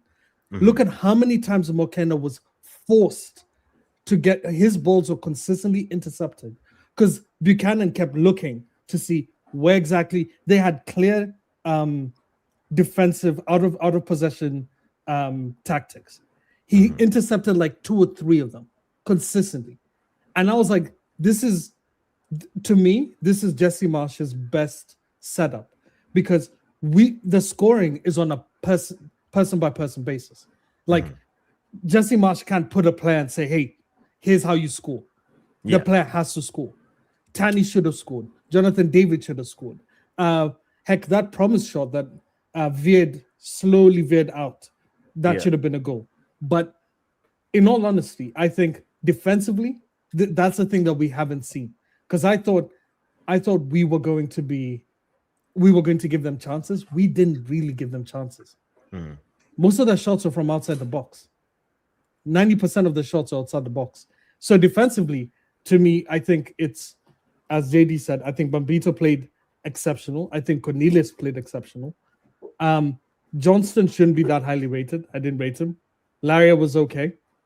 But to me, the midfield and the guys jumping into midfield were the most impressive. But Jonathan David, by the way, it's getting to a point where I'm like, I don't think he guarantees a starting spot. Like he is really, he hasn't shown up. That Qatar game has masked a lot of bad games he's had. I agree because like you take away that's what I was saying earlier. Like you take away the Qatar game and you look at their string of games, it's a lot of just struggling to get to 1, lucky to get to 2 type of situation. When they scored 2, it was when they played Iceland and it was 2 penalties. Right? And so this team is going to create moments, but I can't trust them to really finish. And then it's who do you start in those situations? I think they got the forwards right for the type of game that it was. And you look at the chances that they created. Yeah, those were the right 2 strikers to go through. But then I can't. Maybe it all comes in one game one day, but I don't expect us to score 1+ goal in a game. I expect us to maybe struggle to get 1. And then on the flip side, if the other team is saying we're going to play this type of a game, if it's a shootout, we can look good in a shootout type game, but we won't be in it because I think it's closer for it to be 2-1, 3-1. But can we also pause the brakes here? Yeah. We haven't really faced a good team. Can we also just be fair to the only decent side we've faced is Switzerland. Yeah. It's the only one. Bosnia barely got through. Qatar, I have no clue how they got in. And then who else? South Africa. Yeah. We're talking about like this is the luckiest we've gone through, and our assessment of how we had multiple chances against Switzerland and we didn't draw. And now we're facing demons in Netherlands and Morocco coming up. Either one is like we're talking about which one we want. It doesn't matter because it means one of them beats already a good team. Whichever one beats them, we're facing a tournament favorite, essentially. That's what we're talking about. Because Morocco got to the semifinals last time. Netherlands were good in the Nations League. They've always been good in Euros. Netherlands is a good side. So regardless, we're going to struggle, whichever side comes in. I'm just happy. I'm happy we're out of the round of 32. Yep. Now round of 16. Here we go. Yep. And like if this was the old World Cup format, the round of 16 would have been clearing your group. And so some people said round of 32. I'm not going to be the crazy people who are saying quarterfinals. I was saying I would have liked to have seen us get to the round of 16. That's it. Anything after this is gravy. Anything after this is cherry on top of anything. I know, Nelson, you were round of 32. For me, I was like... round of 32. I was like, because you don't know who you're going to face. If we face South Korea, I'm pretty sure we wouldn't have been as giddy as we are now. we would have been like, ooh, it's a little bit tough. But we were happy that we faced South Africa. We said this. Mhm. We said of the two teams, South Africa is the one that we wanted to face. Anyway, so to me, I'm happy that we're out. We're going through the round of 16. The fashion that we went through is good. We look dominant. We had like, but the next round is just going to be rough. We're meeting one of most the big definitely, boys. yeah. It will be something else. On the flip side, a little, a little not to throw, dirt on the grave immediately, but a South African side who start off just shockingly poor versus Mexico. They get the draw versus Czechia. They get a big win against South Korea. And then in this game, I mean, they just looked terrible.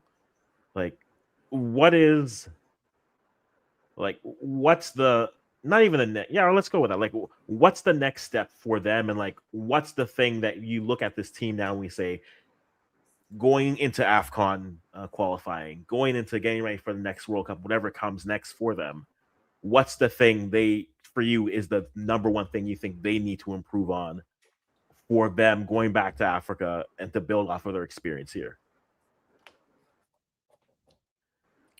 Well, they need to get the wingers out of out of the South African league and go to Europe. You can't have multiple players playing in Mamelodi Sundowns, Orlando Pirates, Kaiser Chiefs. Like you just can't. Because you saw what they kept trying to do. They were every single second they were a second behind Canada.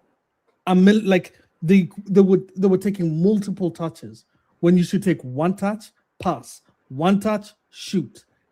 It's like if you watch the Premier League, the English Premier League, you see why a lot of players, like good players, like Wirtz, when Wirtz left Bundesliga to go to Liverpool, Wirtz couldn't maintain what he said he was half a second slower in the Premier League, because that half a second is when they play in South Africa, they're able to like control the ball, look up, make the pass, look up, dribble.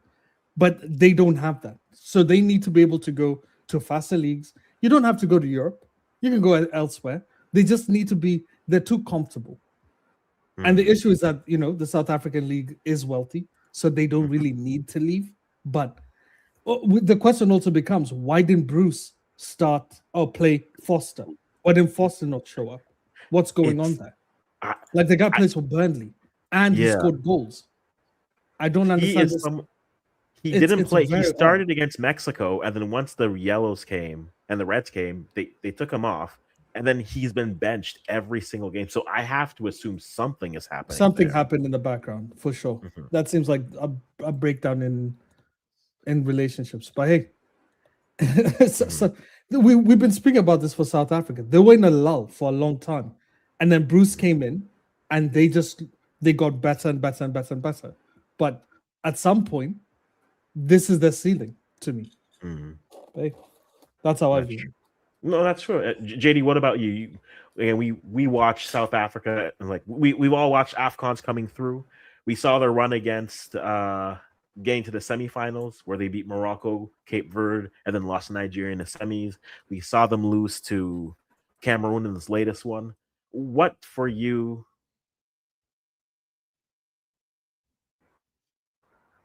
No, I think he's frozen.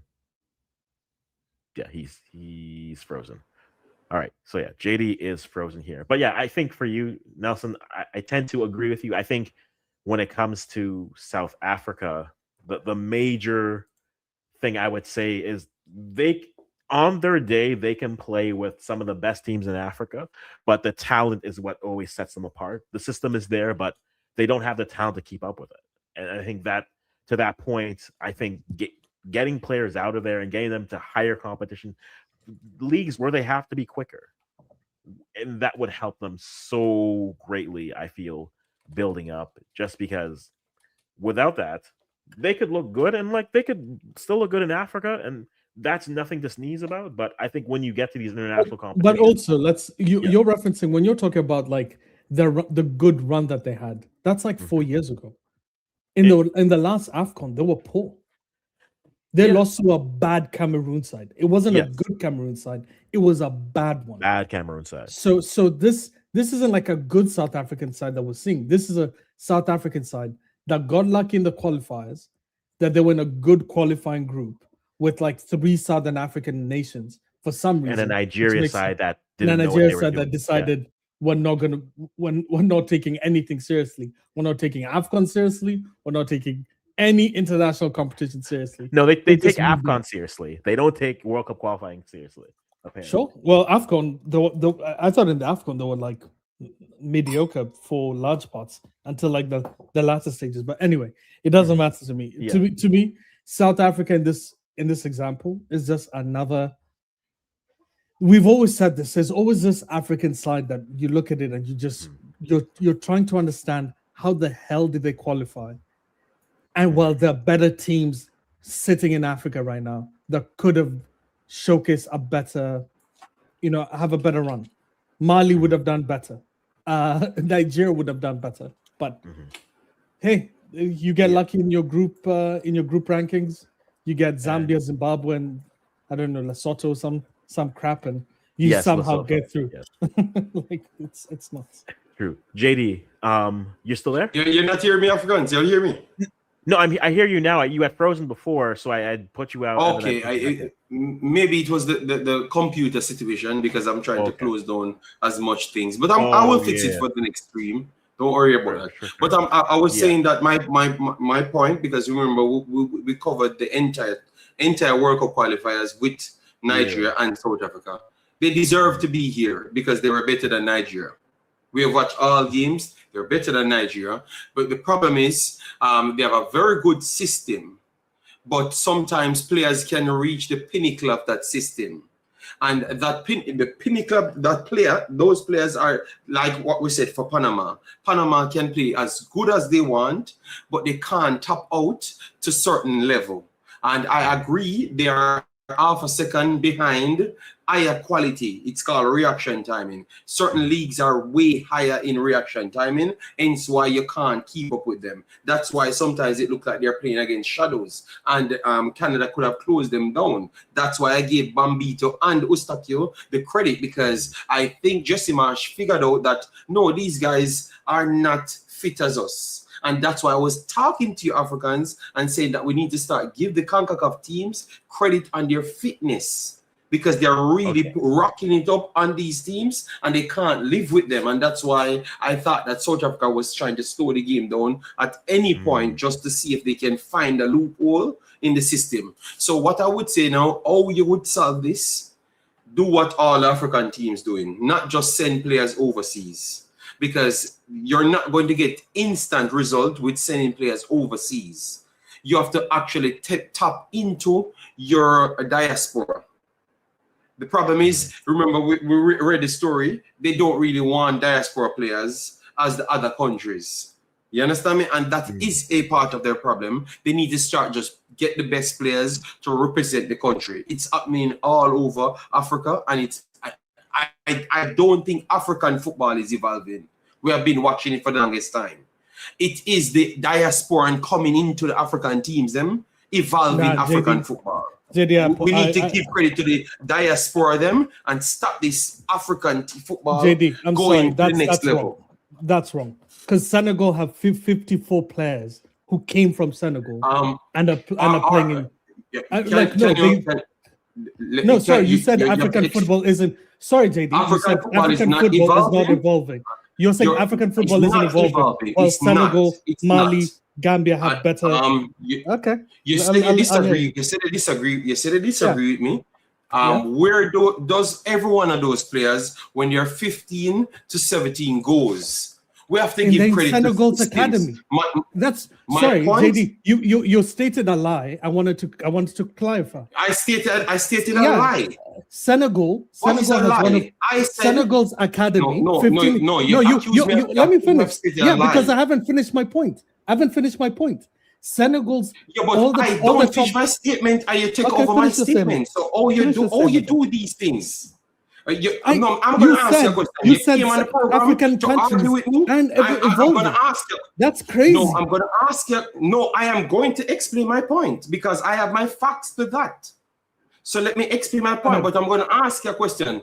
Are you just an argumentative person or you come on the program to argue with me? Stick to the point. No, because you lied. No, Senegal has 54 players. I am going to stick to the point. 54 players that came from Senegal. We are not moving from the point. I ask you a question so we can move past that so I know who you are. Are you trying to come on the program to attack me or you're just an argumentative person, personal? Let me finish that and then we'll move on to the point. Let me answer your question. You can't say one. You can't say I'm going to ask you a question and don't let me answer. You said, first of all, I'm not argumentative because of the statement you said. You said Africa isn't evolving, which to me is a ridiculous statement. African football. No. Yeah, African football. African football isn't evolving. When that is crazy, because majority of all the players that are playing in Europe from African nations grew up in academies in Africa and then got picked up by European nations. That is not true. Okay, go look at Senegal's team. Where did Lamine Camara come from? He came from the Senegalese academy.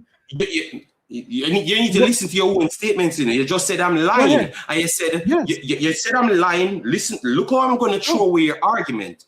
And that's why you should not use definitive statement to say I'm lying. All right? I said African football is not evolving. And I think we should give more credit to the diasporans coming into the teams to make these teams stronger. Because remember, our argument was, we can get South Africa better. This is trying to find a positive. And I am looking at the additions they are adding to their teams, making their teams much more stronger. So I went to every player that is playing for Senegal. You pointed out Senegal because clearly you look like you like Senegal more than anybody else. So you pointed out Senegal. All of Senegal players, they have only evolved when they left Senegal. I've watched them in U17s, U20s. I've done them on my channel. They are decent players, but they only improve because the inner leagues in the countries are not up to the reaction time. You just said something early on, but because of me saying something different, you switch them out just a while ago. None of these African you literally just stated. You just stated U17. Senegal beat Morocco's U17, which Morocco's U17 is all diaspora. I did that much live, I did that much live. I did that much live. When Senegal's U17, how many of those players were from the diaspora? Please name them. Name 3 of the Senegal U17 team that weren't playing at that moment in a Senegalese academy. Please, I'll wait. But listen to me, my brother. The way you approach things, listen to me. At U17s, I don't know. Brother, if you don't answer the question, that's a different story.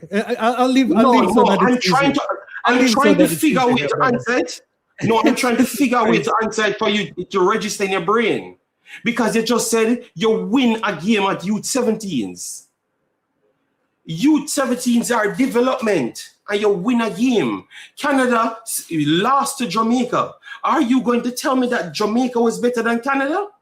Are you going to look at the patterns of play? Remember, you're just trying to get up to reaction timing. You run off.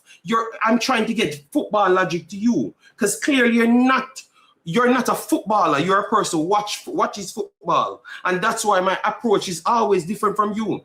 You just said Canada never played good because they missed 15 chances. But you play good if you can't create the chances. So if South Africa would have scored 1 in that game, are you going to come here and tell me that South Africa was better than it? You have to evaluate football step by step. Most of it, what happened, because clearly you might not know football enough, because that's what I'm seeing at this point. Physicality build up a lot more in certain region in countries.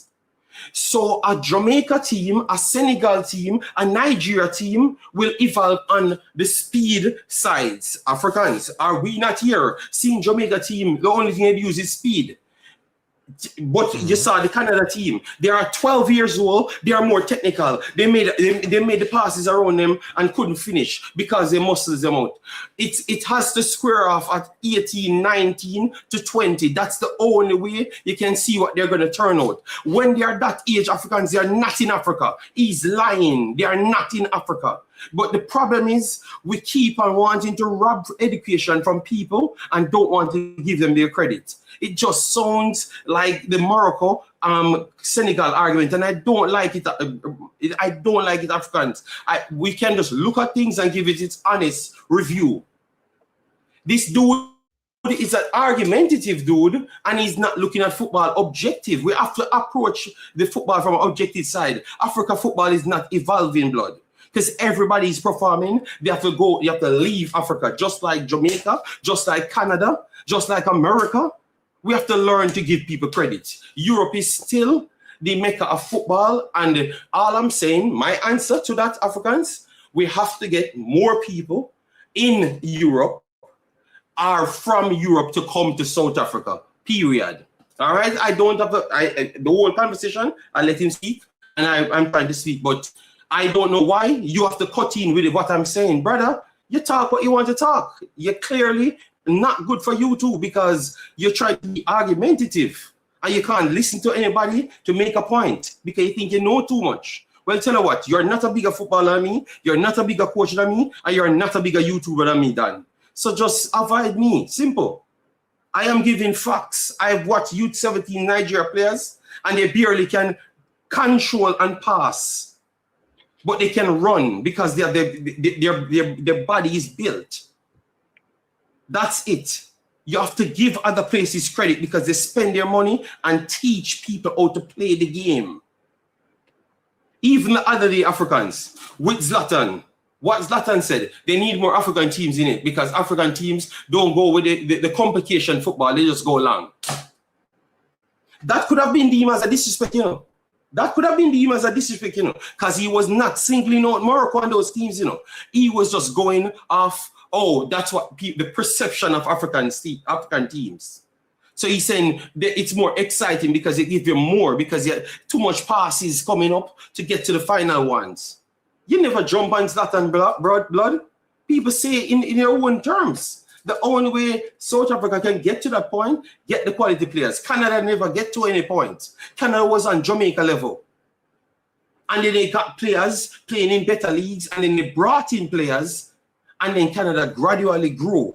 United States fight with the MLS to bring in overseas players. The Africans, they never said they could have done it with MLS players. So all I'm saying is just bring the better players them. There is no league in Africa that is excelling better than MLS. But so then why is it the MLS players come at the United States team? And you same way with the hypocrisy, you're saying that the United States is playing the best football. That means you're not even listening to your same arguments. So let people learn and show respect to others, man. Simple as that, man. So that's my point, Africans. I know it was long-winded, but I am a football man, and I have to say it as it is. I am not going to come here, and because Morocco is a lighter shade, I should eat on Morocco. I see these people speaking, and they sound divisive and hateful, and I'm not that dude. I'm a football person. If I see that's the way, I am going to say it as that. I have no issues in my heart. That's it. All right, people? So I'm sorry if it goes on that road, but that guy always try to take a dig at me, or I don't know where he knows me from, but I don't know him. And I'm not here to have any argument. I came here to Africans to have a good argument, and this dude trying to get clicks when I'm trying to make my points, you know? I'm not into that, brother. I'm bigger than that. All right? Congratulations to Canada. You're doing things the right way, and thank God you're not listening to people like him. Because you would have been in the muds now, because you would have to develop your players in Canada to see if you can win a game, and you would win a game. Now you're producing quality games. So that's it, Africans. That's my answer to it. All right. Sorry about that, big boss. Sorry to mess up the show, but I had to get to my point because he wants to argue for reasons I don't know.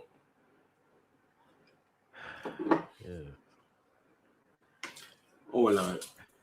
Does these things finish up for why it's saying it's still live? Mine is still live. Yours aren't. But it's showing me two.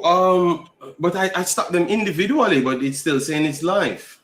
I have 2 that are live. You have 2 that were live. So I have Okay. 2 that were live. Yeah. So where are you streaming? Because I only saw one. I'm streaming on Twitch. Twitch.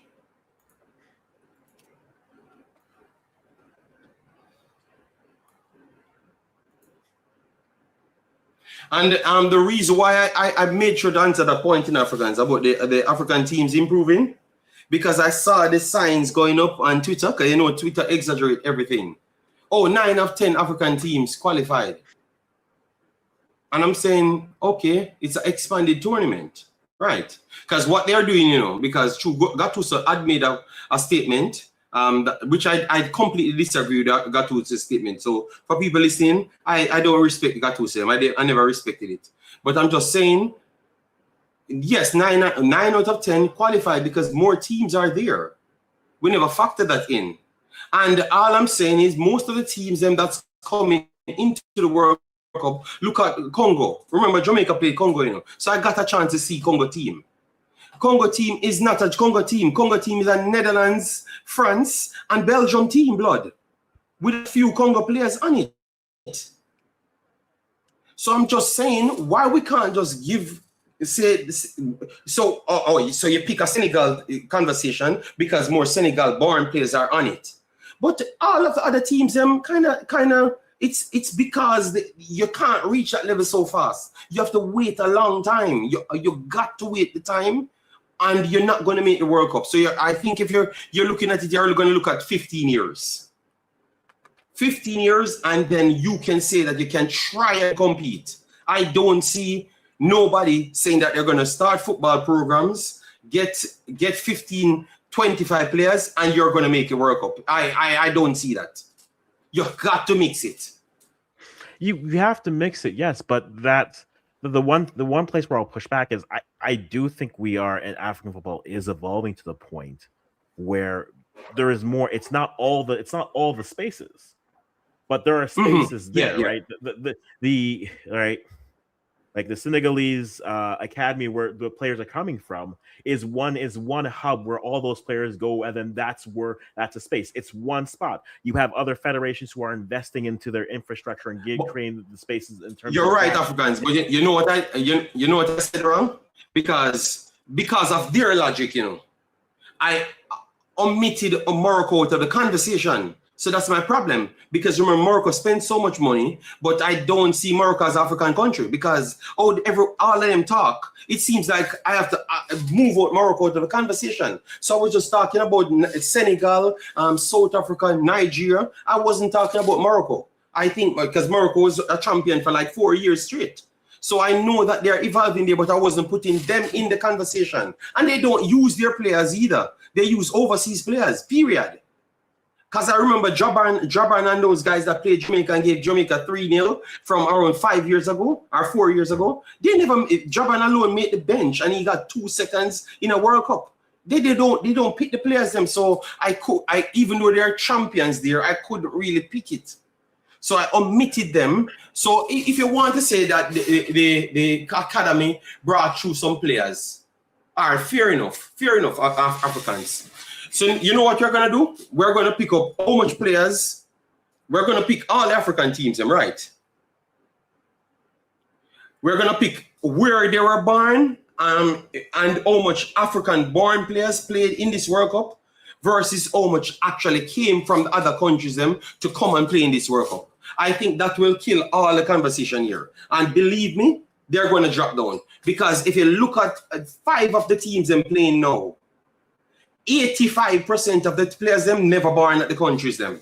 85 in the African countries them, you know. So then, you can win the conversation, Africans.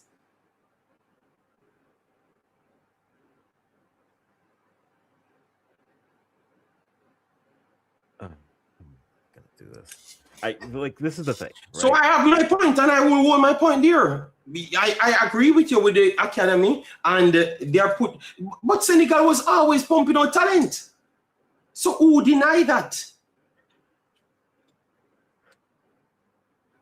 pathways are there, and I think that's where the disconnect with the conversation, how it got thrown off, right? Because it's not, and again, it's not omitting Morocco, or it's not including only looking at one space. It's there are those pathways that are there. If when you're looking, for example, you're looking at like young Ghanaian players, they'll play the academy for there, or they'll go right to Dream, and then it's Norway, and then from Norway, or it's Scandinavian countries, then Scandinavian countries in there. But they still have a point.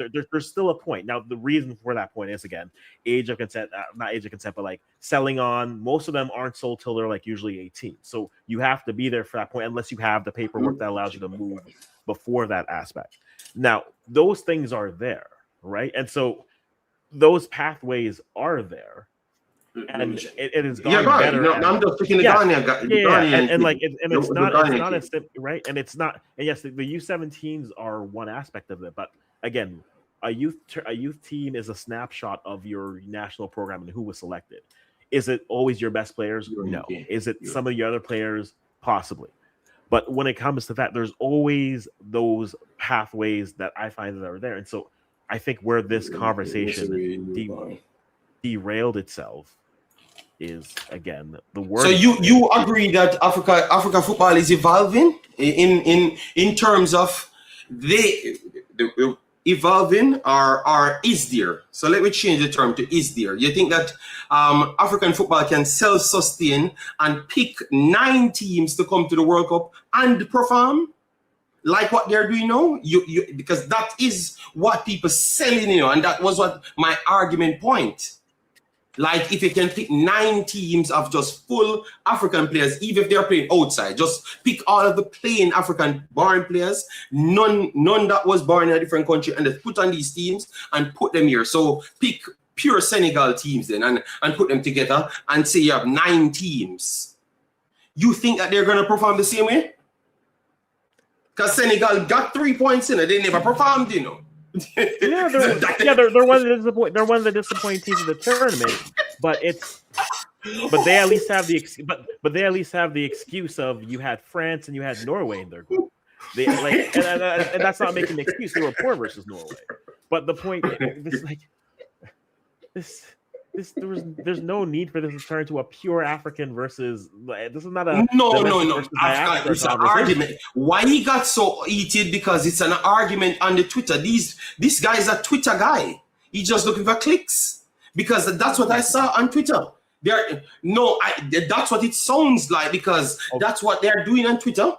It just sounds like, see Africa win the 9th. No, we're talking about football and the evolution of football. So I'm just asking if we can pick 9 African teams now, because I am watching these teams, Africans, and I'm promising you, look how confident before the game kick off, how confident I was that Canada will beat South Africa today.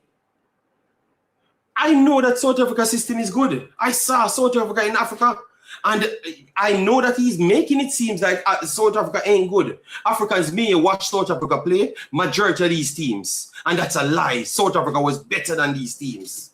They were better than these teams. That is just to don't play Canada's credit and don't play Mexico's credit. South Africa is a good team. Other teams nullify teams and make them play bad. And today, Jesse Mar's system with the push and put, turn it into 5, changed the way how Canada played. Give people credit, man. But maybe that is that is to make it uphold Africa. And maybe you love Africa more than anything else. So you want to uphold Africa to say that South Africa was just bad. South Africa was good. They beat and draw with Nigeria, and they were better than them. I'm not saying they were bad. They're bad overall. The thing is, all 3 of us have all said the same thing in different ways. They're a good team. They have a good system. They have a ceiling. South Africa has a ceiling. There's no disagreement on that aspect. There was also no disagreement with all 3 of us saying, how does that team get better? They need to get players outside of their league. It's the same conversation we have with Mexico, where we say, yeah, there's great Mexican players there, but for Mexico to take another step internationally, they got to get players out of Liga Mexi. They got to get them to Europe and playing at the higher levels. Where the disconnect happens is where it says African said- teams is not evolving. African Yes. players are not evolving. African Yes, football is not African evolving. players. African football is not evolving. Yes. That's where the And I disconnect showed my happens. point. Yes. I showed my point. I just believe that we need to mix the credit. That's all I was trying. I think you pick up what I was trying to do. You know, I wanted to give everybody their credit to say that people can excel, but you have to go to this level, because what I want to do is to compare what South Africa did, but to get it to the next level, if you want it immediate now, or you want to wait the 15 years. So South Africa have some good players that are 20 years old. If you get them out now, Africans, remember, they're not sure to make it up there, you know. So you have to get 40, 50 players out, and then 5 make it. You don't know if they're going to get position. So you can't rely on them to be good enough now. So that's why you have to take already ready-made players that already spent 10 years in academy before they choose to come to South Africa. So that's already ready-made, and then you can give your other players that grown up in a country time to evolve. That's how Nigeria does it. That's how all other countries does it. And that's why I've said it's okay to give 2 countries credit. But it seems like if you live in Belgium, you're a colonizer. That's all. I've listened to these dudes talk, and that's how they sound to me. It's like you can't give any credit to anything outside Africa. It does. Maybe I'm wrong, African. Maybe I'm wrong, but that's how it felt when I listened to them speaking about the Morocco Senegal game, and it looked like from that day they never really liked my viewpoint. But I'm just an honest person and football blood. It's just pure football. I have nothing against you dudes. It's just football. And I think that African football has not evolved as to what people trying to sell it. That's all. And I've done African content the whole of my time here. And I want to think that they should do better. And I'm hoping that they do better. So if you feel bad about that, I'm very sorry. I'm just honest, you know. And maybe other people just don't want to tell the truth. But they have not evolved to the level that you're trying to sell. Simple as that. Well, we could go in circles with this because I feel like it will just be a circle. Yes, and I'm done. I'm done on it. I just want to make it very clear what I'm trying to say, because people can misconstrue what you meant. You understand me? So I made it very clear. I just give everybody credit across the board. When I saw these posts writing, 9 African team qualified, people fighting against the African team, we need more African teams. No, it's a mixture of players go on the team to make it the team. And that's all I'm saying. That's all. True, but yeah, and that's fair. The one thing this is a separate conversation point. But the separate conversation point the separate conversation point with the more African nations should be involved is the fact that by country, like, how do you have a continent that has the same amount, yet they only get 5 spots, but then the other one gets 8 to 11? It's a representation aspect of it. And yes, we got the representation, and in this, 9 out of 10 made it through. Right? Now, yeah, so that's a good sell. That's a good sell. Yeah, that's a good sell. And I can agree with that, but I never had a problem with more African teams, you know. But I'm just saying we need to reason it out more rational and not just crowd the argument with, we are great, we are great, we are great. You know, I got PTSD from the Jamaican false greatness. True. So you have to always that, go into the nitty-gritty, you know? And to that point, I don't think, like, outside of, and this is just my conversations with it, outside of maybe the top 2/3 of Africa at this World Cup, right? And that's Morocco, that's Senegal, and to an extent that's Cote d'Ivoire. No one listen, and you're gonna have your thoughts on it. That's fine. I'm not so sold on Senegal, blood. They're gonna eat me more because I'm not so sold on Senegal, you know. I hope they beat Belgium, I can go. If they beat Belgium, I can come back on board with, you know. But what you guys are telling me of the Senegal team, I'm not so sold. Listen. You saw a coach who got a retired man to be a center back in World Cup qualifying in CONCACAF. Okay, the coaching is half of the problem, and then also legacy within the team is going to be a thing. But outside of those teams, I'm not seeing the honest dialogue where everyone is talking like that, right? The dialogue is, okay, Ghana literally have to shut down a game to get a point. Cool, that happened, right? DR Congo is a side that I've always said at this level, I think they'll perform better than, say, against African sides, because they are built to be a defend and counter type side. and they've been able to do that at this World Cup. They got their draw, they got a win, and then they're on to the next round. Ghana is this is the weakest version of Ghana we've seen in years. But they're so weak that they had to defend. Please, Africans, they don't need to go any further, because what you're just doing in Africans is proving my damn point with what I've just said. Even with these additions, you're still saying that African football is actually not there. They're just playing in a certain way to get results. But look, go back 2006 or 2010. 2010, you wouldn't say that the African teams are playing much more offensive football than what you're seeing now. Obviously, football have evolved, but you still had the dominance of European teams. But I still thought that I saw more from the African teams going forward, trying to go toe-to-toe. Yes, I did saw Senegal try to go toe-to-toe with France in patches, but it's not the same as what we saw before.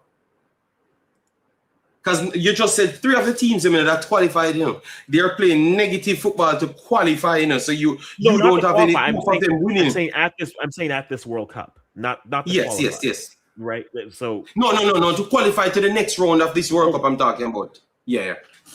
But to me, that's a conversation of this is tournament football. To get to the next, you do what you have to do. If that means you have to, but that to me, in a field this big, JD, in a field this big, in a field this big where you have 48 teams and 32 are making it. Yes, securing points matters. We saw at the U17s, a win goes a long way. We saw at the U17s in terms of that. So in this tournament, until you reach the round of 32, you're doing what you need to do to get there. For some teams, we'll batter them 7-0, fine. They'll get through. Right? All right. I'm learning. To me, that's tournament football. Now, some people might overdo it in terms of thinking, hey, we're going to play away, but then we're also we don't need to do this because we're going to play another team this now. That's the Norway. Norway's, they got their wins, and then it's instead of topping it, you say we're going to go play another, we'll rotate, get people experience. But within the frame of a tournament, you're going to play it and you'll be judged by how effective or ineffective that was, because you may do that. And then you get to the next round, and then what happens? If you get battered 10-0, guess what? You did all that for nothing. And if you're able to go through, you're able that's a very good point, Africans. But I know I understand where people view football, because I would rather be Canada than Jamaica that qualified in U17s. No, I know, because I know Jamaica don't learn nothing. I know they don't learn nothing at all by actually qualifying that way. But I can see that the elements of football you're learning, and you're going to be going further with what you're learning, how Canada recycles the football and build through the phases. You understand me? So I would have rather be that set of players from Canada, just like how I would have rather be Turkey than South Africa. Because I can see the phases of dominance. So if you sharpen your finishing, you're going to be more of a Spain team than a continuous Congo team then, like how Congo would play. So it can't evolve or turning into dominance, so you can be assured that you're going to get a win. Because that is for me, maybe because everybody have their way to get to the end. For me, I would want to be sure that I'm almost certain that I'm going to get a win at the end of the day. And I believe that controlling the football is the way, because if the next team don't have the football, you know what happens, Africans? It's going to be a draw. So if I can progress the football more and more, I am going to increase my chances of getting the victory. And that's the outcome. So when I see Canada playing through the phases and doing those things, they created 30 big chances. Jamaica created 3. So just Jesus Christ make them win on that one time. But if you put them on the field 20 more times, they're going to lose 19 more times out of the 20. We just witnessed the one. And I know that about you. I know you prefer possession, progressive type football. I get that, and I think, and that's where when I look at, say, youth tournaments, I would rather in that same space. I would rather look play through a system, and if you don't look good, at least they're learning how to run it through in that sense. But once you get to that type of a tournament, I think at the senior level, look, everyone's a professional at that point, or at least should be. How you choose to win is that when you're learning and gaining that game through the U17, which is fair. I think that's where, yeah, like I don't know what you learn if you're watching a U17 team that shows up to a tournament and says, listen, we've made it here, great. So we're gonna park this bus and then we'll go. I don't think that helps you develop the game well enough, or if you rely too much on that time and place, and that's not the time nor the place. And look at it, Africans. How much of the same players from Jamaica's team will reach further than the players of Canadian team? Because as soon as they go to somewhere, people have to start teaching them the same thing the Canada players them were doing at that point when they were playing them. You see that's why I'm saying I can't take youth 17s and 15 win now. So when he was saying that, oh, Senegal beat Morocco, I can't look at it that way, because that is my result. Even coaching, when you're at earlier age in coaching, the result doesn't even matter. It is what you're teaching the kids them, what the phases of the game, how to progress through the phases of the game. So those things are the things I look at. So my conversation cannot be the same as people that just invested in an instant reaction. I can't reason that way. And you have to respect my approach. So don't be, if I'm on any stream, I'm not going to ever come on a stream with a dude again, because if you're going to just drop people lied and who are you, blood? That is extremely disrespectful. Where you were born? What attitude you have? I was born in Jamaica, and people can be brash. I could have been disrespectful to you, but I try to be measured and try to find a way to see if I can get to your brain, because your ego might be your biggest part of your problem, dude. But you might not see it as somebody else, but they might have a better viewpoint than you because they have more experience than you at football. But maybe you're tied to Africa more than me. But I'm not even doubting that at this point. But I am telling you that I've watched countless youth 17, 15, 12 football. And I'm watching you Africans. You know what a perfect example? When we're watching girl football, and you're saying, yo, JD, you know that I don't know which one of the Nigeria players them. Very good, because she was the best player in the best player in Africa, and she was going up against Canada. And I said, Africans, it doesn't matter how fast she can run, the ball moves faster than her. And you need to go and show him that game.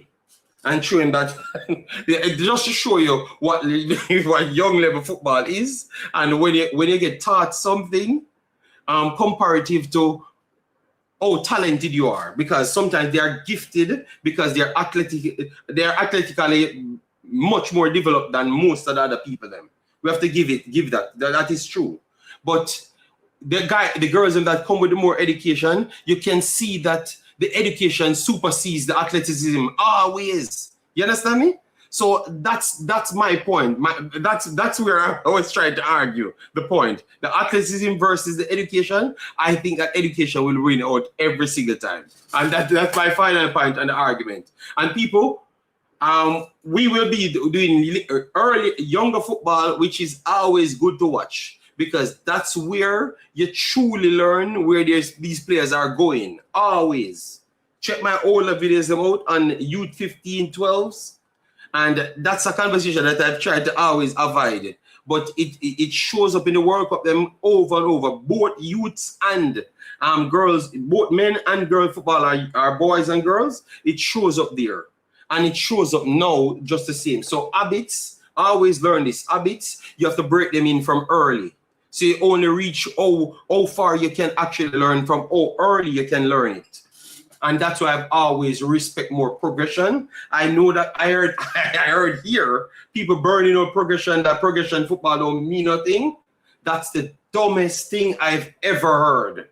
The dumbest thing. If any coach can choose progression, every coach on planet Earth would have chosen progression. It's because they don't have the ability to do so. They don't have the ability to do so. So if you ever go to a coaching class and learn how to keep possession, maybe you wouldn't talk those craps. Believe me. So don't start with disrespecting people when they don't have the knowledge and what people talking on. Well, possession football don't mean anything. We're gonna go with these madness, man. But Africans, I'm done. I'm done with I have to defend progression football today. I am not going to let it go.